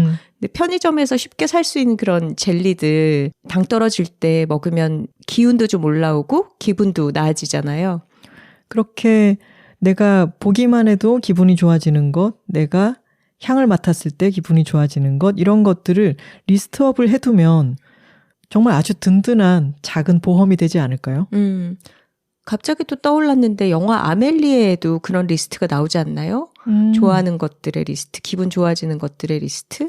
지금 떠오르는 거는 크림 브릴레 위에 이렇게 설탕으로 코팅되어 있는 거를 숟가락으로 깨는 그 감각을 좋아한다라는 게 있었고 또 하나는 물수제비 뜨는 거였던 것 같아요.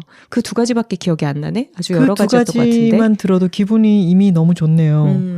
그리고 그런 것을 얘기하면서 우리가 사운드 오브 뮤직을 빼놓고 갈 수는 없죠. My Favorite Things가 들어있는 사운드 오브 뮤직을 보는 것도 정말 강력한 기분 전환이 된다고 저희가 작년에도 말씀드렸죠. 맞아요. 저희가 뭔가 추천할 수 있을 때는 항상 추천하는 그런 영화죠. 이렇게 지금까지는 내가 무엇을 섭취하면 좋을 것인가, 내가 무엇을 보면 좋을 것인가, 내가 무엇을 주문하면 좋을 것인가 이런 식으로 이야기를 좀 나눠봤다면 내가 기분 전환을 남에게 줄 수도 있고 그리고 그 주는 행위가 오히려 나에게 더 큰 기분 전환이 되기도 하는 것 같습니다. 맞아요. 사실 살다 보면 우리 기분을 잡치는 것들이 너무 많잖아요. 근데 그럴 때마다 거기에 쓰러지고 굴복하면 영원히 우리의 기분이 좋아질 일이 없겠죠. 근데 능동적으로 주체적으로 우리가 기분 좋은 사건들을 만들어내는 방식으로 거기에 대응할 수도 있을 것 같아요. 하나 씨가 아까 크리스마스 카드를 받고 기분 좋았던 얘기를 했잖아요. 근데 사실 저는 쓰는 쪽이 더 오랫동안 더 길게 기분이 좋을 거라고 생각을 해요. 하나 씨는 오늘 아침에 카드를 받고 오늘 아침 이후로 기분이 좋아진 거지만 저는 어제 밤에 카드를 쓸 때도 기분이 좋았고 그리고 이걸 내일 아침에 열어보고 즐거워하겠지라는 상상을 하면서 잠들 때도 기분이 좋았고 그리고 아침에 생각보다 카드를 안 열어보고 있어서 제가 카드 좀 볼래? 라고 권유해서 그걸 읽는 장면을 보면서도 기분이 좋았고 그러니까 이거를 카드를 쓰는 이벤트를 벌인 쪽이 훨씬 더 여러 차례 기분이 좋은 거죠. 거기에는 그 문장을 구상하고 실제로 쓰는 노력 같은 게 자신의 노력이 들어갔기 때문에 더 그 행복감을 더 크게 누릴 수 있는 것 같아요. 맞아요. 크리스마스 카드가 아니라 뭐 신년이 되면 이제 새해 연하장이 될 수도 있고 우리가 설까지는 항상 새해잖아요. 그러니까 설날에 그런 것들을 또 카드를 쓸 수도 있겠죠. 그러니까 편지나 카드를 써서 보내는 것으로 우리는 그런 어떤 마음을 표현할 수 있고 그렇게 받는 쪽이 아니라 주는 기쁨도 항상 존재를 합니다. 아까 선우 씨가 우리의 기분을 잡치게 하는 것들이 많은데 그것에 굴복되기보다는 주체적이고 능동적으로 그것을 바꾸어 나가는 것에 대해서 얘기했잖아요. 네. 그러니까 생각나는 게 제가 탁구장에서 아주 무례한 분이 있어서 제가 기분이 확 안 좋아졌던 적이 있는데 그것을 알게 된 저희 망타클 친구가 저 사람 때문에 기분이 안 좋아졌어? 그럼 먼저 인사해 라고 했었거든요. 그게 그런 식의 대응이 될 수 있겠죠. 저 사람은 내 기분을 상하게 하는 사람으로 만들기보다는 내가 먼저 그 사람에게 더 밝게 인사를 하는 게 그 상황을 더 바꿀 수 있는 자료를 내가 쥐는 방법이겠죠. 굉장히 성숙한 대응법이네요. 자, 작년 연말에도 이 얘기를 했던 것 같은데 여러분 크리스마스가 사랑을 나누는 때이잖아요. 연말에 우리가 할 수 있는 굉장히 기분이 즉시 좋아질 수 있는 어떤 방법이 있습니다. 그것은 바로 기부입니다. 네. 연말 정산 앞두고 한 해 동안 물론 꾸준하게 기부를 해오신 분들도 있겠지만 특히 이 추운 계절에 내가 중요하다고 생각하는 가치를 어디에서 실현하고 있는가 그런 사회 단체들을 찾아서 거기에 힘을 보탤 수 있는 거 이런 게 우리가 굉장히 쉽게 실천할 수 있는 어떤 내가 원하는 세상을 위한 변화의 방법이면서 또 내 기분을 즉각적으로 좋게 만들 수 있는 그런 방법이 아닐까 싶습니다. 얼마 전에도 언급을 했지만 정치 기부금 10만 원까지는 우리가 그대로 공제를 받잖아요. 돌려받잖아요. 그래서 내가 평소에 중요하다고 생각하고 있는 부분들을 법안을 발의하는 그런 정치인들을 찾아서 기부하는 것도 연말에 할 수 있는 의미 있는 일이 아닐까 싶습니다. 이렇게 생각을 바꿔보는 것도 참 좋은 기분 전환인 것 같아요. 우리를 화나게 하는, 빡치게 하는 뉴스가 있을 때 그것의 반대편에서 누가 싸워주고 있는가 그 생각을 해서 그들에게 힘을 실어줄 수 있는 방법이 기부겠죠. 그리고 아주 작은아마 나의 어떤 상태를 달래는 정도에서 그치는 게 아니라 더 근본적인 것에서부터 이걸 바꿔나가려면 내가 작은아마 뭘 하면 될까라고 생각을 바꿔보는 것도 그 생각의 스위치를 올리는 순간 기분 전환이 이미 시작되는 것 같습니다. 맞습니다. 여둘 애들 시간입니다. 이번 여둘 애드에는 저희가 둘 다 참 좋아하는 책의 개정 증부판, 그러니까 새로 내용을 덧대고 손봐서 새로 나온 버전의 책을 소개하려고 합니다. 오늘 주제가 기분 전환의 기술이었는데 연말이나 연초에 이 책을 읽고 한 해를 시작하시면은 확실한 기분 전환이 될 거라고 생각합니다. 맞아요. 아주 술술 잘 읽히고 그러면서도 웃기고 너무 웃깁니다. 하지만 그게 다가 아닌 맞아요. 또 굉장히 씁쓸한 페이소스도 담고 있는 아주 복합적인 책입니다. 이경미 감독님의 에세이 잘 돼가 무엇이든입니다. 네, 이경미 감독님은 우리에게 잘 알려진 영화 미스 홍당무 그리고 비밀은 없다. 또 넷플릭스 시리즈인 보건교사 아는 영 이런 작품들을 연출하신 감독이죠. 5년 전에 이 책이 처음 나왔을 때 제가 책이라웃에서 이경미 감독님 인터뷰를 하면서 이 책에 대해서 이야기를 했던 적이 있어요. 그랬죠. 근데 제가 그때 그런 얘기를 했던 것 같습니다. 미스 홍당무가 처음 나왔을 때 이동진 영화평론가가 네. 우주로부터 날아온 코미디라고 했었거든요. 근데 저는 이 책을 읽고 우주로부터 날아온 에세이 같았어요. 맞아요. 뭔가 관습적인 데가 하나도 없죠. 너무 희한한 책입니다. 저희도 여자들이 살고 있습니다를 보면서 너무 많이 웃었다 이런 이야기를 들을 때 글로써 사람을 웃기는 게 사실은 쉽지 않은 일이기 때문에 그런 평을 읽으면은 기분이 아주 좋거든요. 근데 이 책을 읽으면은 졌다 싶은 생각이 들어요. 그럼요. 뭐 누굴 이기려 든 것은 아니지만 저희는 너무 지구에서 그냥 발생한 그런 글이고 이 책은 우주에서 날아왔죠. 장르를 얘기하자면 일종의 가족 시트콤적인 에세이 부분이 있고 또 한 부분은 영화를 쓰고 만드는 창작자로서의 일상 이렇게 두 가지가 공존한다고 볼 수 있겠는데 그 양면이 다 독특하고 정말 재미가 있습니다. 만약에 여러분이 IMF 때 회사를 다니면서 회사 안에서 말 못하고 고충도 너무 많이 겪고 출퇴근이 4시간씩 걸리고 일주일에 6일을 출근하고 그렇게 여러 해 동안 회사를 다니다가 도저히 못 해먹겠다 싶어서 약간은 충동적으로 영화 학교에 입학을 하고 그러고 나서는 열심히 만든 첫 장편 영화가 개봉을 했을 때 극찬을 받고 신인 감독상을 받고 각본상을 받고 그렇게 데뷔를 했는데 8년 동안 후속 영화를 만들지 못하고 고생 끝에 만든 영화가 흥행에서는 좋은 반응을 얻지 못하고 점을 보러 찾아갔더니 내 사주는 낫을 들고 갈대밭을 베며 걸어가는 팔자다. 아주 고생을 많이 한다. 이런 얘기를 듣고 그러면 미칠 노릇 아니겠습니까? 시나리오는 잘 써보고 싶은데 잘 풀리지가 않고 하루하루 정말 열심히 노력하며 살고 있는 것 같은데 내 수중에 돈은 없고 이런 분통 터지는 것을 바탕으로 자기 스스로와 자기 가족들과 자신의 일에 대해서 그럼에도 불구하고 웃기는 지점들이 있잖아요. 그럼요. 그걸 너무 잘 포착해서 또 너무 재미있게 본인이 의도하지 않았을지언정 너무 재미있어 져버린 책이 바로 이 책입니다. 굉장히 솔직하죠. 이 가족들의 캐릭터가 아주 생생한데요.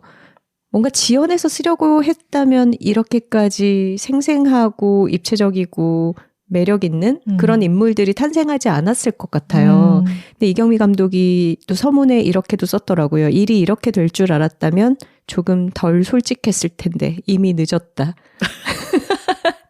약간 이 문장의 톤 앤 매너가 책 내내 지속됩니다. 일단 이 아버지가 굉장히 엄격하시죠.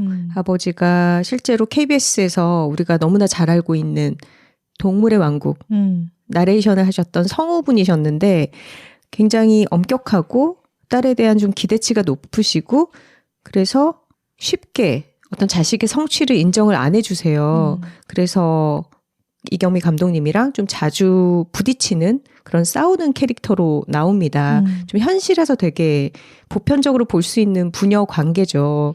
근데 또 싸울 때 굉장히 서로 격해져서 고기를 구워 먹다가 상추를 던지고 밥을 사러 갔다가 계산만 하고 돌아와 버리고 막 이런 상황들이 펼쳐지고요. 또 아버지가 술을 너무 좋아하세요. 그러니까 술 먹으면서 되게 뭔가 뼈가 있는 그런 교훈적인 얘기를 하시는데 조금 있다가 물어보면 그거랑 또 반대되는 얘기를 하시고 기억을 하나도 못하는 거예요. 그러니까 그냥 흔한 어떤 술꾼의 면모 이런 걸 보이기도 하십니다. 아버지에게 상추로 맞는 얘기는 다시 읽어도 너무 웃겨요. 그리고 어머니는 또 굉장히 미인이신데 외모 관리에 대해서 지속적으로 문자를 보내면서 이제 딸들에게 무너지면 안 된다. 항상 신경을 써라. 이렇게 촉구를 하시는 분이죠. 감독님 죄송합니다. 이 부분이 너무 기억에 남아서 그냥 집에서 놀고 있지 말고 계속 학문 운동을 해라. 근데 이런 어머니 어떤 분인지 너무 아시겠죠. 정말 사랑으로 가득하고 딸을 누구보다 따뜻하게 아껴주면서 악무는 노응을 촉구하는 어머니는 또 그런 캐릭터세요. 이 어머니는 감독님이 악몽에서 깨면 꼭 안아주면서 그 뒤로 무슨 일이 있어도 잠을 잘 자라 이렇게 밤마다 문자를 보내주시는 아주 다정하신 분이죠. 이 책에는 엄마 3이라는 챕터가 있습니다. 엄마가 조금 전 나로호가 발사되었다며 격앙된 목소리로 전화했다. 엄마는 너무 기뻐했다. 나로호가 뿅 하고 날아오르는 순간 엄마는 그래 나도 할 수 있어. 나도 뿅 날아갈 거야 라고 생각했단다. 전화를 끊고 집으로 돌아왔는데 그새 나로호가 폭발 추락했다. 우리 엄마 어쩌지? 그리고 어머니께서 경미야 후라이팬에 물을 끓이다가 소주를 좀 넣고 팔팔 끓이고 나서 키친타올로 닦아내면 후라이팬을 오래 쓸 수 있어 라고 보내신 거를 보고 제가 오늘 아침에 그렇게 닦았잖아요. 후라이팬이 아주 깨끗해졌습니다. 어머니 감사합니다. 저는 에세이의 매력은 이 사람의 면모를 드러내는 거라고 생각을 해요. 그 사람만이 쓸 수 있는 그 사람의 개성, 그 사람의 에피소드, 그 사람의 문체가 그 사람만의 매력을 만들어내는 그런 글이 바로 에세이라고 생각을 하는데 그래서 저는 에세이가 너무 많이 걸러진 것보다는 그 사람의 개성이 확 다가오는 에세이를 아주 좋아하는 편인데 이 책이 바로 그런 책이라고 할 수 있습니다. 이 나라 어딘가에 이런 사람이 있다는 게 참 좋아. 이런 마음이 드는 글들이랄까요? 맞아요. 이 어머니와 아버지가 함께 등장하는 에피소드 물론 많이 있지만 어린 시절의 에피소드가 있는데 이경미 감독님이 고3 때 귀에서 자꾸 이상한 소리가 막 들려서 환청 같은 거. 그래서 공포에 질려가지고 내가 귀신이 붙었나 보다라고 생각을 하고 자다가도 계속 그 소리가 들려서 너무 무서워서 엄마에게로 갔죠. 엄마 방으로. 그랬더니 자다 깬 엄마가 반수면 상태에서 냉장고 문을 열더니 물을 막 끼얹습니다. 알고 보니까 그 물은 바티칸에서 가져온 성수였고 구마사처럼 막 이경미 감독님을 이렇게 막 때리죠. 그날은 8월 15일 광복절 전날이었고 그 공휴일 전날에 술을 아주 기분 좋게 한 잔 드시고 돌아온 아버지는 집에서 너무 괴상한 광경을 목격한 거지. 잠옷을 입은 봉두남발의 두 여자가 십자가를 쥐고 뭘 뿌리고 때리고 주기도문을 외우는 그런 장면을 목격하게 되는 거죠. 그러고 나서는 다음 날 아버지가 차를 몰고 경기도 마석으로 향하는 거죠. 거기에 유명한 구마사가 있다고 해서. 근데 가다가 또 타이어가 펑크 나가지고 고속도로 변해서 아빠가 직접 타이어를 막 그 땡볕 아래 수리하고 막 이런 장면이 있죠. 그러고 도착해서 아이를 보였더니 경미는 그냥 운동 부족입니다. 줄넘기라도 좀 해라.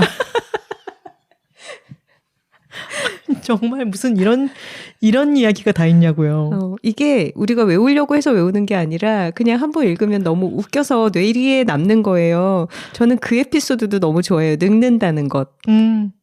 어버이날에 아버지 어머니랑 같이 식사하고 산책을 하는데 엄마한테 먼저 엄마 늙어서 좋은 게 뭐가 있어? 하나도 없다고. 그래서 아버지한테 다시 가서 아버지 늙어서 좋은 게 뭐가 있어요? 했더니 지하철 공짜로 타는 거 그거 하나는 좋아.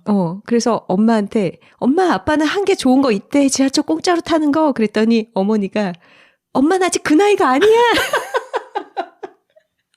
어머니는 아직 65세가 안 되셨던 거죠. 그리고 중간중간에 아주 오래전부터 2003년 뭐 이럴 때부터 쓴 본인의 시나리오 분투기 같은 것들도 사이사이에 있잖아요. 일기죠. 네. 이 일기 부분이 개정 중부판에서 더 늘어난 것 같아요. 이를테면 이런 식입니다. 창작을 하는 데 있어서 가장 큰 자산은 습작이 아니라 어떻게 살아왔는가 하는 작가의 삶이다. 박완서.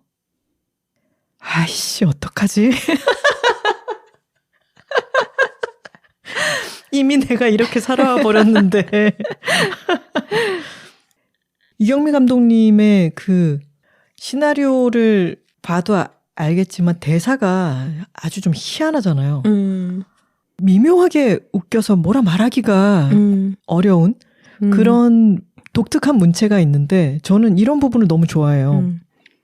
30대 후반 굉장히 가슴 아프고 특별하게 쓸쓸한 사연을 겪은 이후 나는 자웅동체 아메바처럼 혼자 씩씩하게 살기로 결심하고 모든 준비를 마쳤다. 그 특별한 사연이라는 게 그냥 한마디로 말하면 남자한테 차였다. 원래 이런 얘기는 절대 안 할 생각이었는데 왜냐하면 최근에 한 외부 관계자가 영화를 보면 이경미 감독은 평생 남자한테 사랑 한번 못 받아본 여자가 분명하다 라고 평가했다는 이야기를 전해 들었기 때문이다. 남들도 다 눈치챈 걸 가지고 뭐 자기만 대단한 걸 발견한 것처럼 온 동네방네 무식하게 생긴 것도 못생겨가지고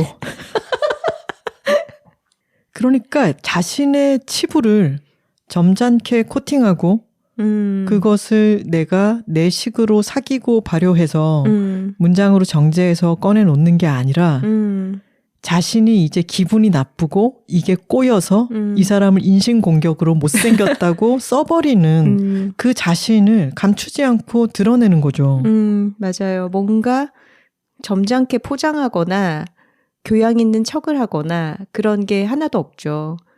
근데 저는 그래서 이 창작자로서의 일기, 본인의 영화인으로서 작업을 해나가는 과정에 대한 에세이가 더 설득력이 있고 와닿았던 것 같아요. 그 어떤 적나라함 때문에. 그러니까 말하자면 성공한 사람이 이렇게 해서 나는 이만큼 이뤘다라는 거를 과시하는 어떤 비법의 공개가 아니라 정말 끝없이 타협해야 되고 계속 패배하고 하지만 분투하고 그러면서 자기 자신을 있는 척하지 않고 그 자신의 본질 그리고 그 자기 작업의 본분 이런 거를 어떻게 지켜나갈까 하는 진지함이 또 그 속에 있잖아요. 그런 일종의 투쟁의 기록? 그러면서도 굉장히 담백하게 웃긴 그 부분이 너무 좋아요. 저는 잘돼가 무엇이든이 일종의 또 자기계발서적인 면이 있다고 생각을 하는데 그래서 제가 사랑한다고 말할 용기에서 인용을 했잖아요. 아, 명문이 있죠. 네. 근데 그게 막 시나리오는 이러저러 해야 한다. 영화의 미학이란 이런 것을 담아야 한다. 막 당위를 늘어놓는 것이 아니라 너무 애쓰는데 작업이 잘 안 되니까 2010년 7월 29일에 일기네요. 쓰레기를 쓰겠어 라고 결심하니 써지긴 써진다. 매일 다짐해야겠다. 쓰레기를 쓰겠어. 사실 어떤 사람이 굉장히 냉철하게 이런 방식으로 매일 루틴을 지켜가며 작업을 해라 라고 하는 말보다 저는 마감을 앞두고 도망가고 싶은 마음, 일을 미루게 되는 어떤 마음, 그 상황을 돌파할 수 있는 힘을 준 게 바로 이경미 감독님의 이 문장이었거든요. 그리고 이런 부분도 있습니다. 2004년 3월에 일기네요. 하기 싫은 것을 해보자. 그럼 내가 달라질 것이다. 이렇게 어떤 진지한 작업에 대한 태도들도 담겨 있고 그러면서도 또 상쾌하게 좋은 부분이 뭐냐면 영화인으로서 예술가로서 이렇게 저렇게 살아야 된다라는 그런 각성보다는 기본적으로 생활을 챙겨나가는 거 그게 작업에 있어서의 기본이다. 중요하다. 이런 인식을 깔고 있어요. 그러니까 스스로를 어떻게 먹이고 입히고 재우는가. 인간이 잘 먹고 잘 자고 잘 싸고 하는 게 모든 예술의 바탕이다. 근데 이거는 또 저희가 너무 좋아하는 이자람 장군님의 책 오늘도 자람에서 이야기하는 바와도 다 있죠. 그러기 위해서 이경미 감독님은 건강보조제도 참 많이 드시고 그런 부분이 집착이 너무 웃겨요. 네, 야매 시술소에 어머니를 따라가서 침도 맞으시고 그런 부분들도 가감 없이 들어가 있죠. 박찬욱 감독님의 서랍 안에서 통마늘 엑기스를 꺼내 먹는다든가 하는. 저는 노경무 감독님 생각도 났어요. 안 할 이유 없는 임신을 만드신 노경무 감독님도 무역회사를 다니다가 아 나는 회사 일이 아닌 창의적인 뭔가를 해봐야겠어 라고 생각하고 애니메이션을 전공했는데 거기 가서 하는 일들도 또 무역회사에서 했던 일과 다름없이 하나하나 세심하게 챙겨야 되고 이런 게 있더라. 이런 얘기도 하셨죠. 공교롭게도 이경미 감독님도 무역회사를 다니시다가 영화 공부로 인생을 크게 틀게 된 거잖아요. 그렇죠. 그리고 그러다가 한국 영화를 너무 사랑하는 피어스 콘란 씨를 만나서 한국 이름 권필수. 권필수 씨를 만나서 결혼을 하기도 했고 근데 무역회사를 다니는 것은 해야 되는 일들이 정해져 있고 그것을 해내는 게 나의 역할이잖아요. 근데 저는 이 책에 보면 이런 부분이 있어요. 감독 입봉의 어려운 점 중에 하나는 실패를 해야 그만둘 명분이 있는데 한 작품을 완성하기까지 패배감을 가질 일이 다반사라서 어디서부터가 실패인지도 본인이 정해야 한다. 감독으로서 일을 할 때는 정해진 게 없잖아요. 내가 무언가를 새롭게 만들어내야 되는데 이게 맞다 틀리다라고 채점표가 있는 것도 아니니까 어디서부터 실패인지도 본인이 정해야 한다는 것 망망대해 같죠. 그럴 때 느끼는 자신의 무력감 그리고 때로 본인이 히스테릭하게 굴고 나서 또는 아주 우스꽝스러운 짓을 하고 났을 때 본인의 그 못남을 그대로 드러내는 것이 저는 이경미 감독님의 매력이라고 생각을 해요. 이런 걸 읽을 때 아까 쓰레기를 쓰겠어처럼 당신도 할 수 있어요가 아니라 나도 이렇게 개고생하고 있어 라고 하는 것에서 오는 이상한 동지의식 같은 게 느껴지기도 합니다. 맞아요. 본인의 어쩌면 비합리적이고 또 비이성적이고 그런 부분을 가감없이 드러내는데 그렇기 때문에 이 사람의 얘기가 더 설득력을 가지는 부분이 분명히 있어요. 어떻게 보면 이런 여성 창작자들의 솔직한 이야기가 굉장히 소중하기도 하고 드물기도 하죠. 왜냐하면 여자들이 어떤 자신의 처한 상황이나 심리적인 취약함이나 이런 것을 드러냈을 때 공격받기도 너무 쉬우니까요. 이경미 감독은 굉장히 웃기게 묘사를 했지만 미스 홍당무가 나왔을 때 받았던 그런 평가 같은 것도 그 중에 하나라고 볼 수도 있겠고 근데 이런 이야기를 접할 때 우리가 분명히 느끼게 되는 어떤 공감이 분명히 있고 이런 이야기를 해주는 사람이 너무 소중하게 느껴져요. 감독님도 마지막 챕터에서 아네스 바르다에 대한 자신의 어떤 경외와 사랑과 또 그걸 넘어선 질투에 대해서 이야기를 하잖아요. 그렇게 앞서간 사람들 어떻게 보면은 남성 중심의 세계, 그것이 예술이든 산업이든 그 안에서 되게 하찮은 것, 사소한 것, 중요하지 않은 것, 불안정한 것으로 취급되던 여성의 이야기를 해주는 선배가 있다라는 것.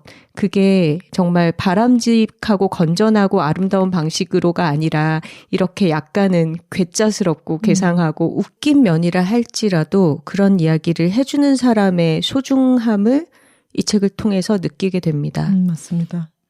잘돼가 무엇이든의 일종의 가족 시트콤 같은 그런 이야기가 이 개정 증보판에서는 조금 더 확장되고 깊어지면서 전환을 맞기도 해요. 그것은 감독님의 아버지가 개정판이 나오는 5년 사이에 돌아가시는 사건이 있었고 그 죽음의 경험과 의미를 곱씹으면서 이전의 에피소드들도 또 감독님에게도 독자들에게도 새로운 의미를 획득하게 되었기 때문입니다. 보건교사 안은영을 찍고 있을 때 아버지께서 돌아가셨는데 그걸로 인해서 아주 돈독한 사이이던 동생과도 사이가 멀어졌었고 많은 변화가 있었던 거죠. 아버지가 칭찬을 잘 안 해주시고 늘 네가 잘해서 그렇게 된 게 아니다 라는 식으로 말씀을 하시는 분이지만 이 부녀 관계는 또 돈독하기도 하죠. 그럼요. 상추를 던지면서 싸울 수 있다라는 건 또 그만큼 밀접하기 때문에 가능한 거죠. 하나 씨도 저도 각기 다른 시기에 아버지를 떠나보낸 경험이 있는데 사실 그 죽음을 소화시키는 데는 몇 년, 몇십 년이 걸립니다. 그리고 우리에게는 계속 어떤 기억이 남게 되죠. 제대로 하지 못한 후회 혹은 제때 건네지 못한 어떤 마음에 대한 앙금 같은 것들 그런 게 수년간을 남게 되고 이 책에서 이경미 감독에게도 아버지와의 관계가 오랫동안 현재 진행형으로 이어지고 있는 것을 볼 수 있어요. 선우 씨 얘기처럼 선우 씨도 저도 아버지께서 돌아가셨고 그 빈자리에서 생기는 여러 가지 생각들이 또 공감이 되기도 했어요. 정말 이상하게 위로가 되고 뭔가 마음의 응어리가 해소되는 순간이 책 안에서 뜻밖의 곳에서 옵니다. 그런데 그것은 애니멀 커뮤니케이터와 고양이에 대해서 이야기 나누면서 소통하는 그 에피소드였어요. 이경미 감독과 남편 권필수 씨는 같이 2마리의 고양이와 생활을 하는데 미슈카라는 고양이가 우리에게도 잘 알려져 있죠. 왜냐하면 배우이기 때문입니다. 맞습니다. 유령에서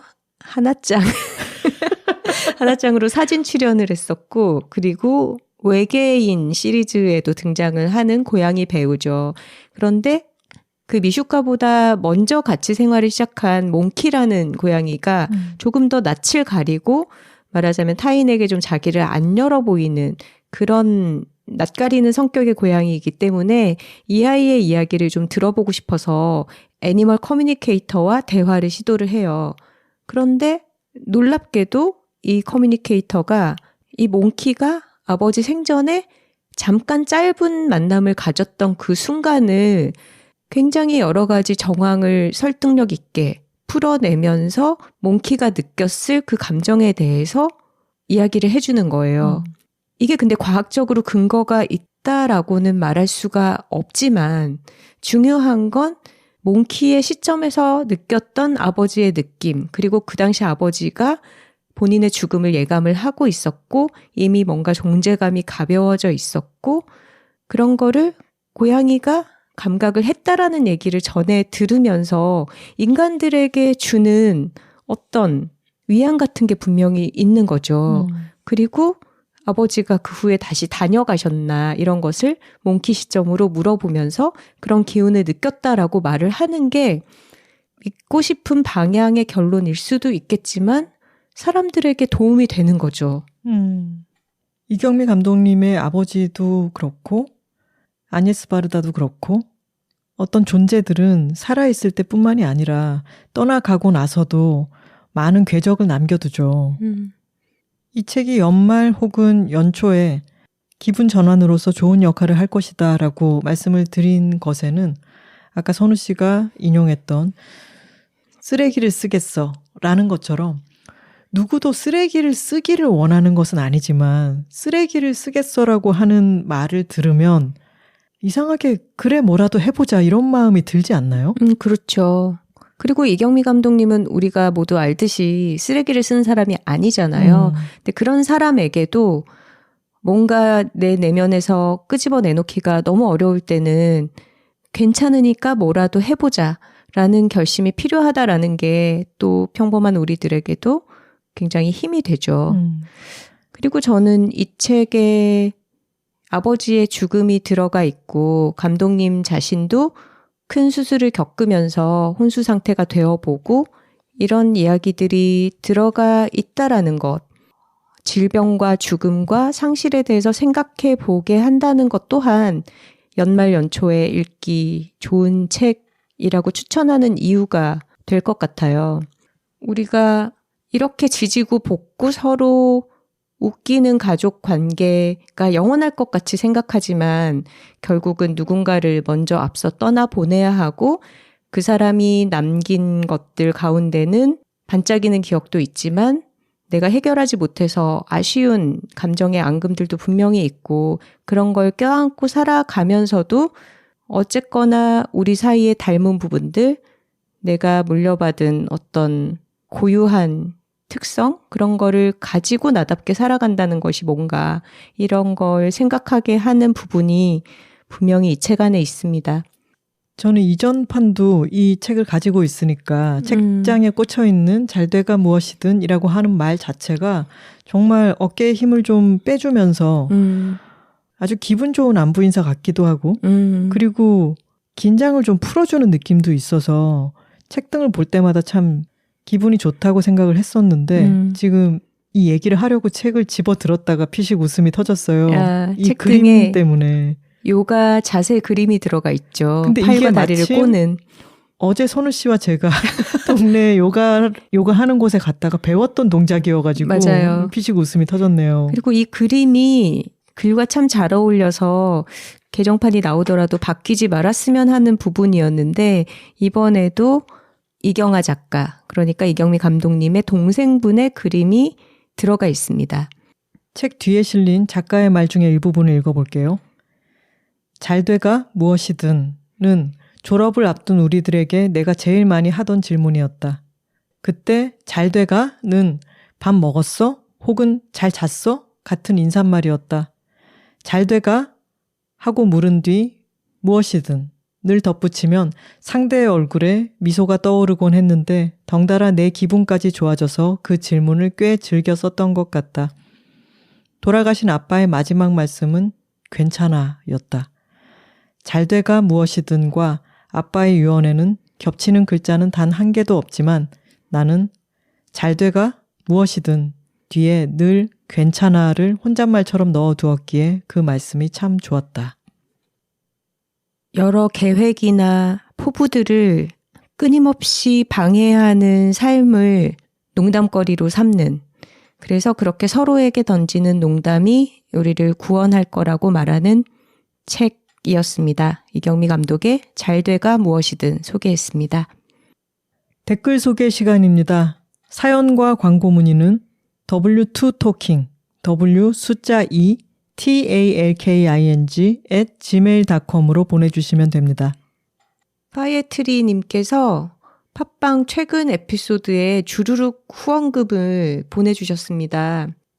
복가치는 일상의 최근 에피소드들을 좀 놓치긴 했는데 그래도 연말 인사는 해 가기 전에 미리 남기고 싶어서 댓글 남겨요. 올 한 해도 언니들의 여러 에피소드들과 함께 웃고 배우고 의지하며 지냈습니다. 제 댓글 소개될 때마다 이렇게 주저리 써도 언니들은 참 완벽한 호흡으로 읽어내시는구나 감탄하기도 했고요. 저는 좋은 걸 좋다고 얘기하는 것도 중요하지만 좋으면 할 수 있는 만큼 실질적 지원을 보내는 것도 좋다고 생각해요.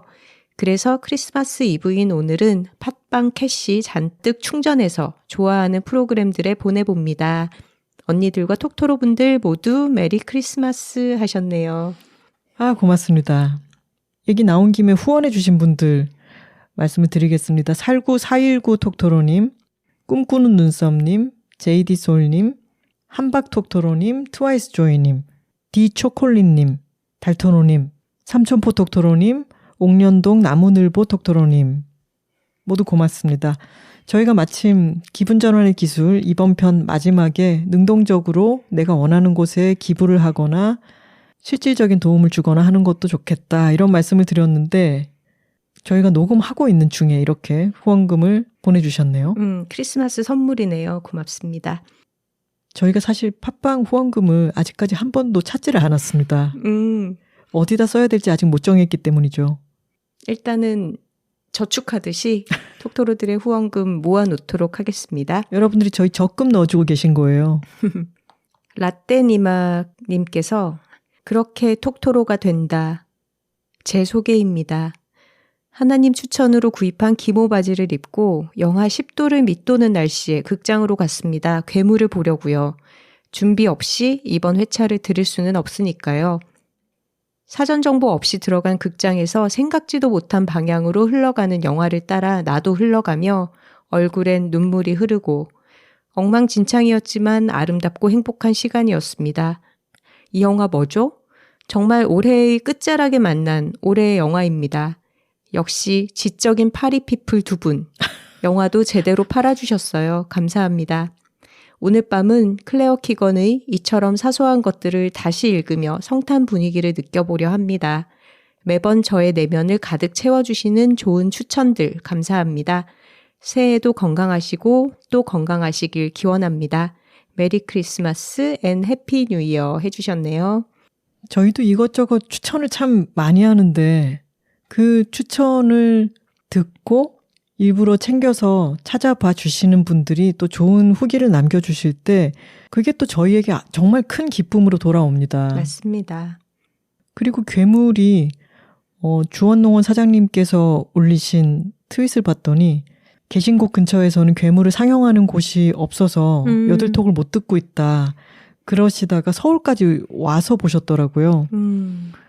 저희는 예매 순위 같은 걸 봤을 때 아주 상위권에 있길래 전국구로 좀 쉽게 볼 수 있는 영화라고 생각을 했는데 또 이게 서울 중심주의였구나라는 생각을 했습니다. 그러게요.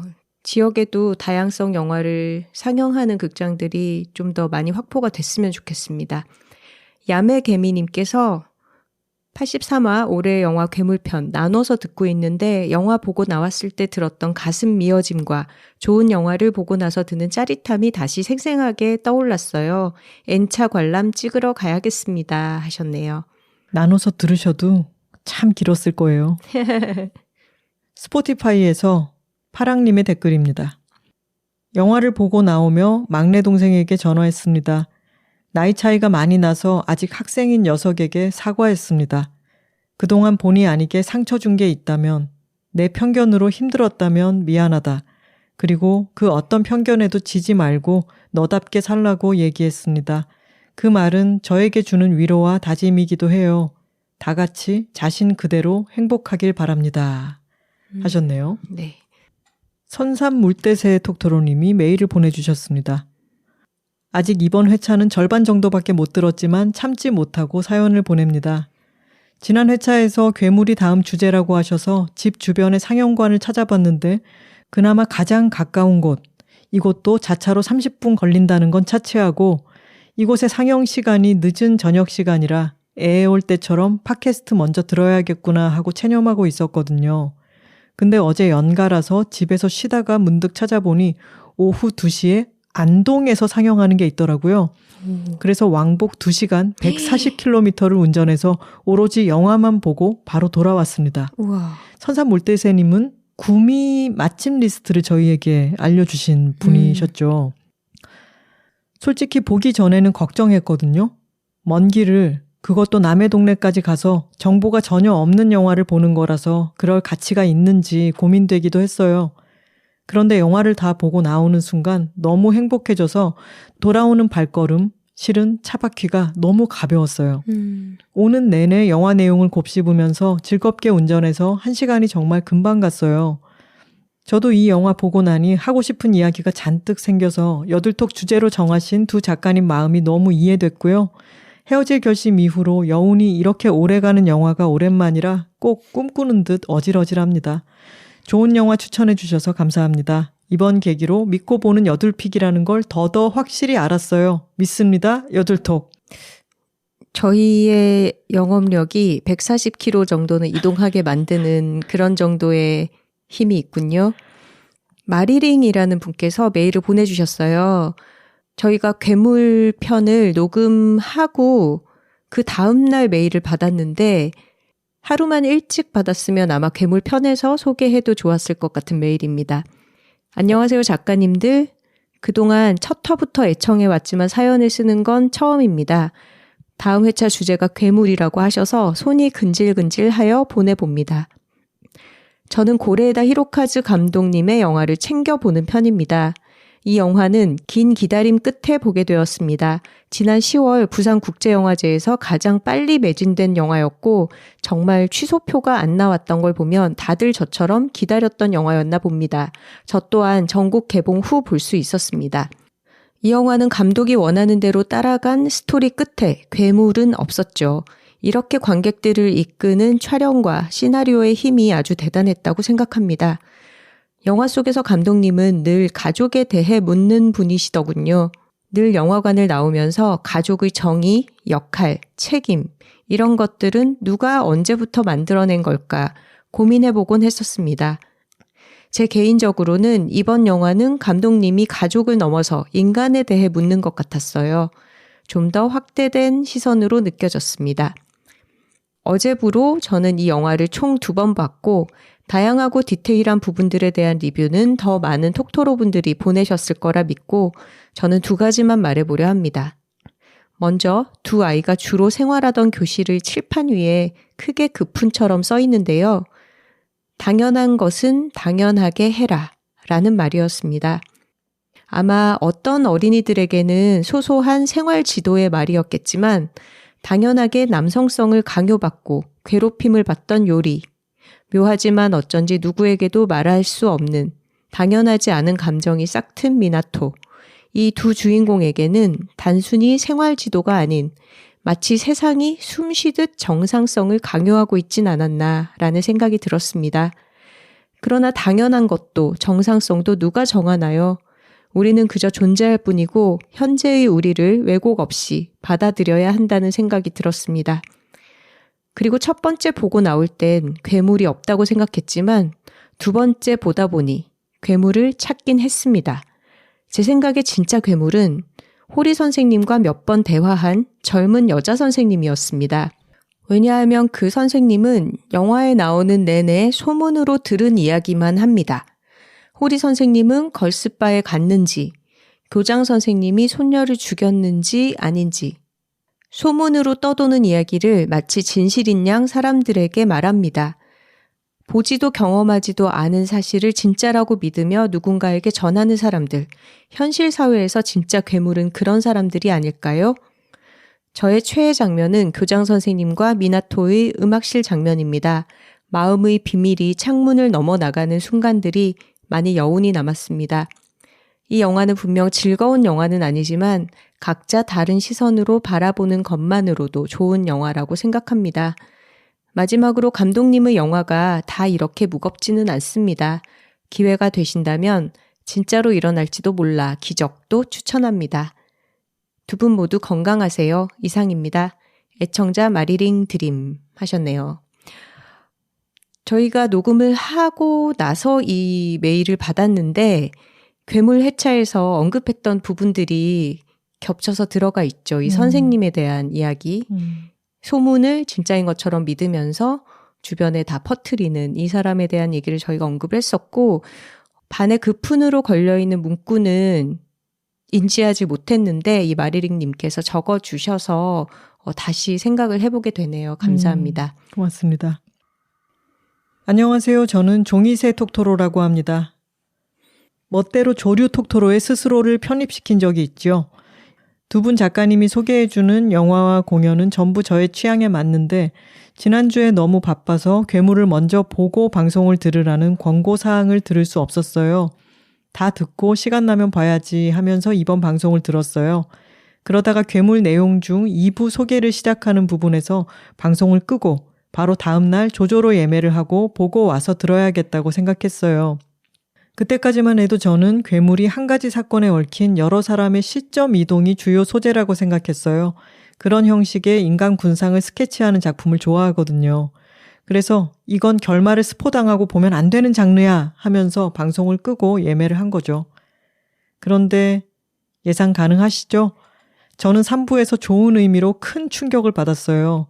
특히 1, 2부에서 감독이 작정하고 주요 인물과 그 주변의 좁은 공간만을 화면 가득히 담아 고구마를 극대화하는 연출에 숨이 막혀가고 있었단 말이죠.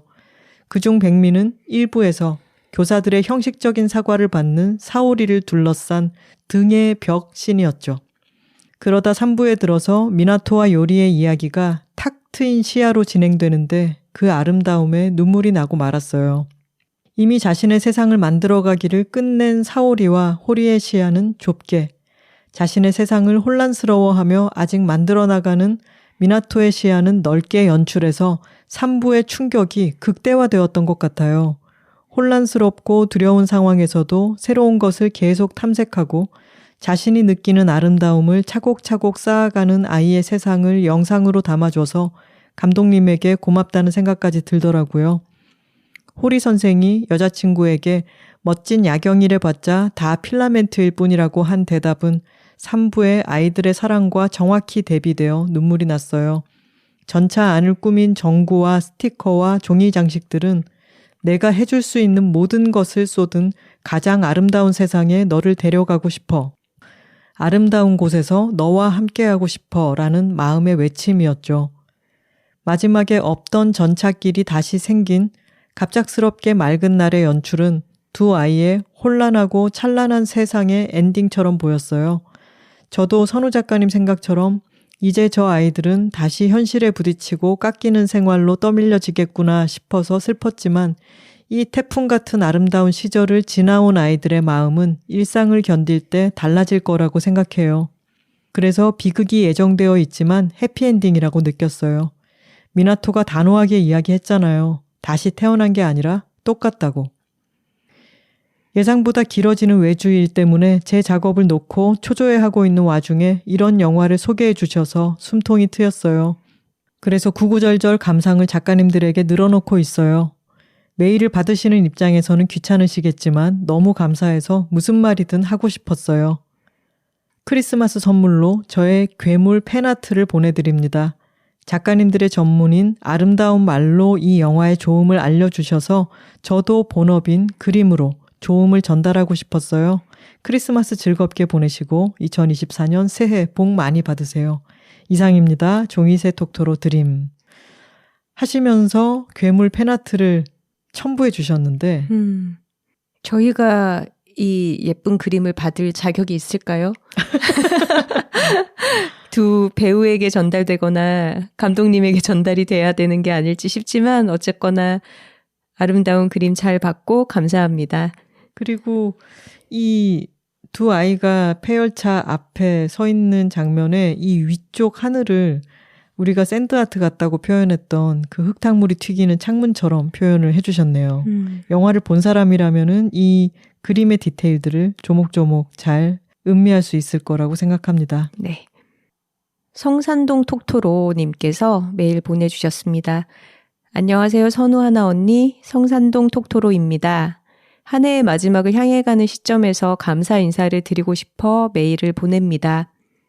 세터산에서 두 마리의 강아지들, 곰지와 곰순이를 구조해서 입양을 보내는 그런 아주 훌륭한 일을 한 적이 있는 저희의 친구입니다. 여둘톡 71화 고양이와 살면서 배운 것들 편을 반복해서 들으며 털 친구들을 만나 살아가고 아이들로부터 얻는 헤아릴 수 없는 위안과 행복에 대해 그리고 돌보는 일에 대해 많이 생각했습니다. 그리고 제가 어쩌자고 깜냥도 되지 않으면서 구조와 입양 보내기에 뛰어들게 되었는지도요. 한 동물을 사랑하기 전까지 우리 영혼의 일부는 잠든 채로 있다. 아나톨 프랑스의 말을 인용해 봅니다. 모든 것은 저희 반려견 야꼬미로부터 시작된 일이었거든요. 한의원에 내원하면서 아이들을 구조하고 입양 보내는 걸 지켜보셨던 환자 가족들이 철장 안에 갇혀있던 아이를 구조해서 가족이 되고 그 가족의 어린이가 이제는 능숙하게 야꼬미를 만지고 예뻐하는 걸 최근에 보고 감동받았던 일도 감사했습니다. 70화 대망의 톡춘문예 나의 운동 이야기 편에 제가 축구와 풋살에 미쳐있는 이야기를 보내지 못한 것은 너무나 아쉬운 일로 남아있습니다. 환자분들께 틈만 나면 톡권을 하는데 저에게 영업당한 환자분께서 선생님 이번에 톡춘문예 들으셨어요? 제 남편 벽토론 제 남편이 이번에 본상 탔어요. 하고 소식을 전해주셔서 함께 기뻐했던 일로 톡토로들끼리의 즐거운 추억이 만들어졌습니다. 그 클라이밍 편 네네. 써주신 분이군요. 벽토로님 부부셨나 봐요. 톡토로들끼리의 즐거운 추억이 만들어졌습니다. 사연을 보내시는 톡토로 분들의 글들을 정말 좋아하고 글맛에 감탄하며 듣는데 최근 유주 톡토로님께서 보이스피싱을 당하지 못했던 사연을 읽으시던 하나 언니의 다급하고 당황한 목소리 연기를 듣다가 산책하던 길에서 빵 터졌습니다.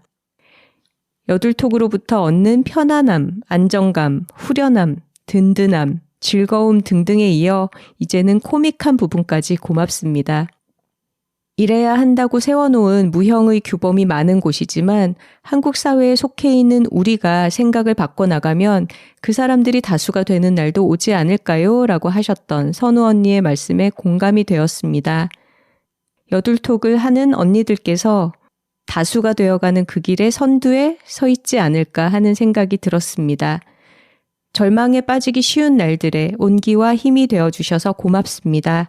올 한 해도 우리 모두 수고 많았고 여둘톡 언니 두 분과 톡토로 분들 모두 한 해 편하게 마무리하시길 바랍니다. 이상입니다. 하셨네요. 이상? 톡토로라고 하면은 몰래 할인도 해주고 껴주기도 해준다는 성산동 소호한의원 원장. 성산동 톡토로님의 메일이었습니다. 네, 언제 본인이 너무 열심히 하고 있는 축구와 풋살에 대해서도 사연 보내주시면 톡춘문이 아니라도 우리가 소개하도록 할게요. 한 해를 마무리하면서 돌아보는 메일을 보내주신 톡토로 분이 또 계세요. 저희가 이번 에피소드 시작할 때 언급했던 크리스마스 그림을 보내주신 버들냥 톡토로님의 메일입니다. 안녕하세요, 언니들. 저는 지금 일본에 살고 있는 버들냥 톡토로입니다. 친절하고 자유롭고 포근한 사랑, 바로 버들강아지의 꽃말이에요. 저는 작년 이곳에 오기 전까지는 일본어는 한 글자도 읽지 못하고 외국 생활에는 전혀 관심이 없던 사람이었어요. 그래서 남편 일 때문에 낯선 나라에 와서 말 한마디 못하는 아기처럼 지내야 하는 작년 상반기는 너무 힘든 시간이었습니다. 말하고 돌아다니는 게 삶의 낙인 채가 친구도 갈 곳도 없이 여행과는 너무 다른 매일의 일상이 허공에 대롱대롱 매달린 채 몸도 마음도 아프기 시작했었어요. 모두가 부러워하는 유학 몇 년, 주재원 몇 년, 이민 몇 년이라는 짧은 단어의 뒷면에는 드러나지 않는 아픔이 많다는 걸 뼈저리게 체험하는 시간들이었죠. 그런 제가 땅에 발을 딛게 해준 게 여둘톡이었어요. 화요일마다 언니들의 목소리를 들으며 마음을 다독여서 여기저기 가까운 곳을 돌아다니고 동네의 나무와 꽃과 새들을 만났어요. 자연은 늘 그 자리에서 잎과 꽃을 피우며 묵묵히 제 할 일을 하고 그 변화를 지켜보는 게 저에게 큰 위안이 되더라고요. 한국이 그리울 땐 K마트 대신 예스마트에서 식재료를 사와 한국 음식을 만들어 먹었고 꾸준히 일본어 공부에 집중하다 보니 어느 날부터 친구들이 생기기 시작했어요. 부모님 뻘인 할아버지 할머니들과도 친구가 되고 중국인, 인도인과도 수다를 떨며 마음이 열렸고 작고 좁던 저의 세계가 넓어지고 있음을 느꼈어요. 올해는 경거망동 해보자 하는 마음으로 그림이랑 수영도 배우러 다니고 혼자서 멀리 여행도 다녀오고 한국을 좋아하는 사람들에게 한국어를 가르쳐 보기도 하면서 알차고 용감하게 시간을 보냈답니다. 저는 경주에서 나고 자라 부산에서도 생활을 했던 적이 있어서 사투리 대잔치뿐만 아니라 불쑥불쑥 튀어나오는 언니들의 사투리가 늘 너무 반갑고 재밌어요. 그럴 때마다 그거지 맞다 혼자 맞장구 치면서 즐겁게 듣고 있답니다. 부산 여행이나 경주 여행 에피소드를 들을 때는 그리운 마음이 한껏 부풀어서 마음으로는 몇 번이나 비행기 티켓을 끊고 있었고요. 언니들이 소개하는 영화나 책들, 여둘 애드는 제철에 즐기지 못했지만 한국 돌아가면 즐기려고 차곡차곡 저장해 두었어요. 슬램덩크는 일본에서 직관을 하셨다는데 괴물 상영관부터 한국에 오면 달려가실 거라고 하시는 걸 보면 일본 상영은 놓치신 것 같네요. 괴물이 한국에 수입이 돼서 저희가 소개하는 시점 이전에 일본에서 먼저 개봉을 했다가 내려가거나 하지 않았을까 추측을 하게 되네요. 어쩌다 보니 올해 크리스마스 즈음에는 짧은 일본 생활을 마무리하고 한국에 돌아가게 되었어요. 짧다고 말하는 날이 오게 되다니. 2년의 시간이 흘러가는 동안 매주 한 번씩 보내주는 언니들의 선물 덕분에 저는 긴 크리스마스를 보낸 기분이에요. 화요일마다 크리스마스 선물 상자를 열듯이 팟빵을 열면 늘 새로운 이야기들이 펼쳐지고 서사음 밴드의 맑고 예쁜 소리가 캐롤처럼 흘러나왔죠. 저와 비슷한 생각과 고민을 하는 톡토로들을 만나고 여둘톡을 통해 비슷한 결을 가진 친구들을 알게 되었어요. 그래서 언니들은 저에게 위로와 용기, 지혜를 전해주는 산타들이세요. 이번 크리스마스에는 제가 산타들에게 선물을 드리고 싶어서 감사의 마음을 담아 언니들을 그려봤답니다. 마음에 드시면 좋겠어요. 참 한 가지 부탁드리고 싶은 게 있어요. 언젠가는 언니들의 미술 이야기를 들을 날이 있을까요? 음미체에서 음과 체 이야기는 자주 해주시는데 미 이야기는 많이 못 들어본 것 같아요. 하나 언니의 특별한 그림 해석법이나 언니들이 좋아하시는 화가나 핫한 전시회 이야기도 재미있지 않을까요? 저는 언니들 따라 음과 체의 비중을 높이려고 노력하고 있지만 일상의 메인이 미에 쏠려 있는 사람이라 언니들의 미 생활이 너무 궁금하답니다. 일본에서 코트 입고 돌아다니다가 영하 10도에 한국으로 돌아갈 생각하면 벌써 이가 덜덜 떨리는 것 같아요. 하지만 언니들 말씀대로 내복, 모자, 핫팩으로 중무장하고 가면 금방 적응하겠죠? 언니들 옷 따뜻하게 입으시고 톡토로들의 마음을 이불 삼아 따뜻한 크리스마스와 연말연시 보내시길 바라요. 내년에도 여둘톡 파워로 행복한 한 해를 그려봅니다. 이상 버들냥 톡토로였습니다. 하셨습니다. 네, 그림 선물 감사하고요. 저희와 함께 2년의 일본 생활이 빨리 지나가는 것처럼 느껴졌다니 너무 저희도 뿌듯하네요. 감사합니다. 미에 대한 이야기도 언제 회차를 한번 꾸려봐야겠네요. 그러게요. 오늘 아주 짧게 제가 하고 있는 미술 활동인 해화연에 대해서 언급을 하기는 했는데 이전에 그리고 경주에서 있었던 플레이스 C의 로즈 와일리 전시 때 저희도 미술 이야기 하면서 참 즐거웠거든요. 언제 저희가 주제를 정하거나 아니면 톡토로들에게 추천하고 싶은 전시가 있을 때 한번 저희의 미술 이야기도 풀어놔 보도록 하겠습니다. 한 해가 다 갔습니다. 저희의 올해는 물론 중간에 방학을 갖기는 했지만 매주 차곡차곡 톡토로님들과 함께 보낸 기분입니다. 내년도 크게 다르지 않지 않을까요? 바라건대는 그렇죠. 네. 저희는 들어주시는 톡토로 여러분들이 계셔서 한 주 한 주를 매번 기록을 남기고 여러분들과 계속 대화를 하면서 밀도 높게 한 해를 거쳐온 기분이에요. 특별히 감사하다는 말씀을 드립니다. 네. 이번 화에서 얘기하기도 했지만 선물을 받는 사람만 기분 좋은 것이 아니라 주는 사람은 더 길게 더 자주 기쁘다는 이야기를 했죠. 버들량 톡토로님이 매주 선물을 받는 것 같다고 하셨는데 저희 역시 톡토로들에게 팟캐스트를 발신하면서 선물을 하는 사람으로서 더 자주 더 길게 기쁘고 행복했다는 말씀을 한 해 말미에 드리고 싶습니다. 좋은 걸 좋다고 말하기 여둘톡 84화는 기분 전환의 기술이었습니다. 여둘레드는 5년 만에 개정 증복판이 나온 이경미 감독의 에세이 잘 돼가 무엇이든 이었습니다. 톡토로 뒤에는 여둘톡이 있고 여둘톡 뒤에는 톡토로가 있습니다. 이 말을 아우트로에서 자람토로님의 음악으로 다시 한번 들으실 수 있습니다. 저희는 내년에 다른 주제로 다시 돌아오겠습니다. 화요일입니다. 고맙습니다. 여자 둘이 토크하고